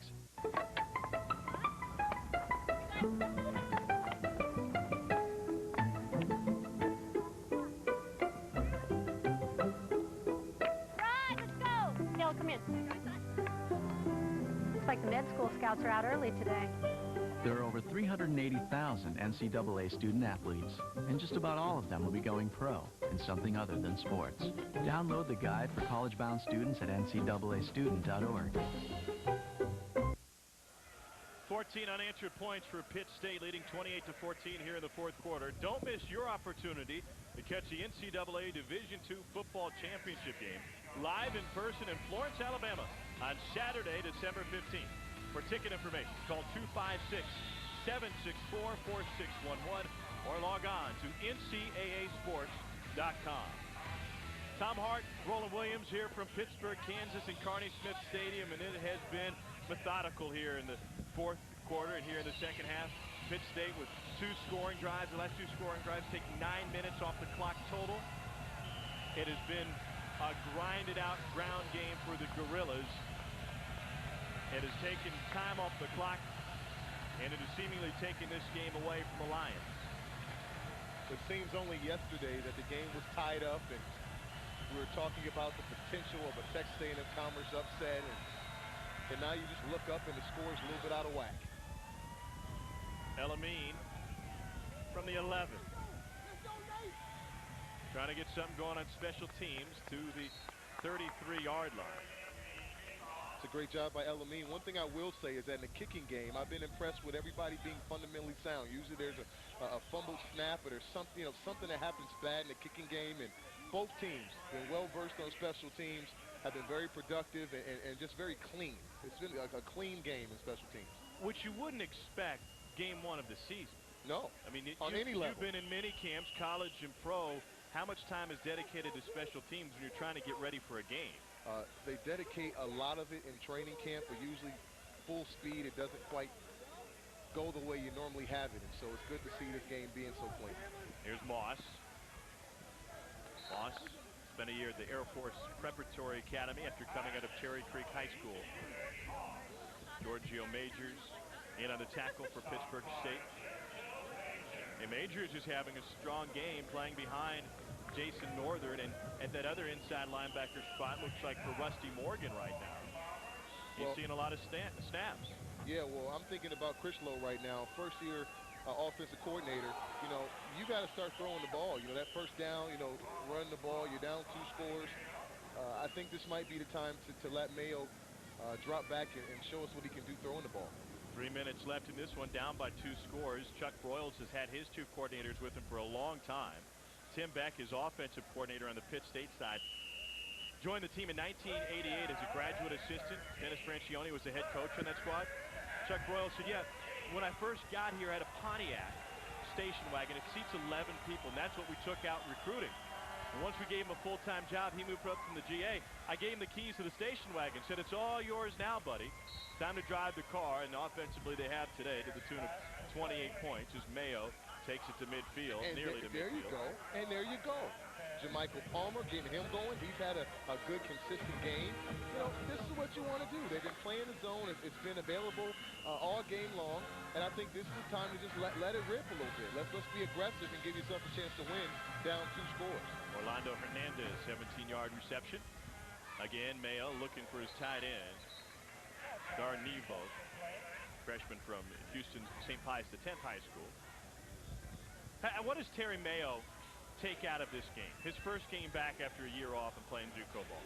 I think that he can take a lot from it. I know right now he just wants a victory, but when you look at overall what he did, showing his mobility, his decision-making, putting the ball where it needs to be, leadership on the sideline. I mean, this whole team has to feel great about where they are. Obviously, people thought him as the underdog coming in this game, but offensively, I think they have a lot to build on.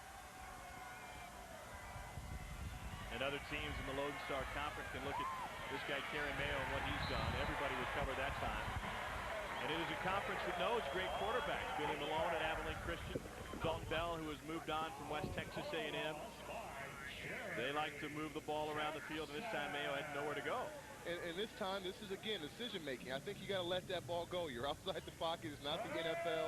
You got to let that ball go out of bounds and save yourself that sack, and also the clock continues to move. You got to make better decisions in that time.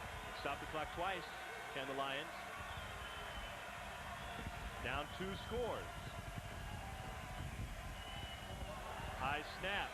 Here comes pressure. Steps away. Steps back into the teeth of the defense. And steps right into the tackle from Austin Cartwright. You can't take sacks. You cannot take sacks with a minute and 20-something seconds left and you're down 2 scores. You just can't do that. I said, he did a good job of handling a tough snap. He's handling the ball. He eluded him the first time, which was good stuff. Now let the ball go. You see him downfield to the, he was wide open. He didn't get a chance to do it. Again, just some unpleasant decision-making right now. It's tough. It's tough. And we've talked about him knocking the rust off. How tough is it to finally get a full-speed game against guys you don't know what they're going to do on defense wearing different colored jerseys? Not everything's going to work out like you draw it up. Well, I mean, in all fairness to Texas A&M-Commerce, they've done a great job stepping up and really just putting a good product out there. And some of the things they did early in the game, I wish they would have got back to that in the second half. But overall, again, Terry Mayo, phenomenal performance. Stepping up, making plays, and right now I just would like to see them leave out of this game making smart decisions of what it would take to come back in this kind of game. Both quarterbacks have certainly been strong today. Mark Smith looking to lead his team to a win. Here's Mayo going deep. So Michael Hall almost ran underneath that one. It was right off the hands of Nick De La Sega. De La Sega had 2 picks last year. That one was just off his hands on a 4th down play. So, you know what? No big deal that he didn't haul it in. Well, it's good to see Nick get on the game and keep it up. Nick grew up a big Gorilla fan. He said coming to the game as a 6-year-old, he was scared of the cannon. Something got in his head on this opportunity.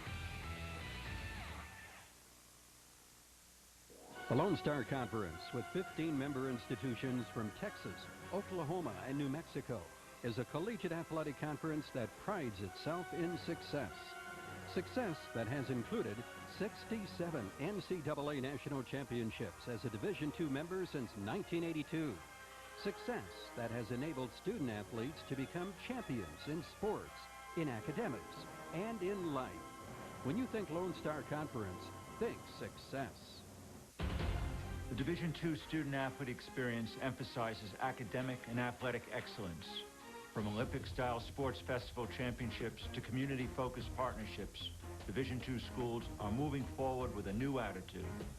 Learning, service, passion, sportsmanship, resourcefulness, and balance. These are the attributes of student athletes, coaches, administrators, and alumni and fans who say with pride, I chose Division II. The MIAA's 10 institutions have placed more student athletes on COSIDA Academic All-America teams than any other NCAA Division II conference. MIAA student athletes graduate at nearly a 75% rate, well above that of the general student population at member schools. Student athletes and coaches from the MIAA are active in their communities, volunteering their time and energy to aid those in need. The Mid-America Intercollegiate Athletics Association, achieving the balance for a better world. A strong afternoon today for both sides, and Terry Mayo, the junior from Greensboro, North Carolina, kept his team in it for 3 quarters. I think really the turning point, though, Roland, was after that interception, they couldn't score in that 3rd quarter possession. Gave the ball back. Pitt State answered with a solid drive. Absolutely. I said when you think about Terry Mayo, I said this was, for me, a brilliant performance coming after not playing for a year, okay?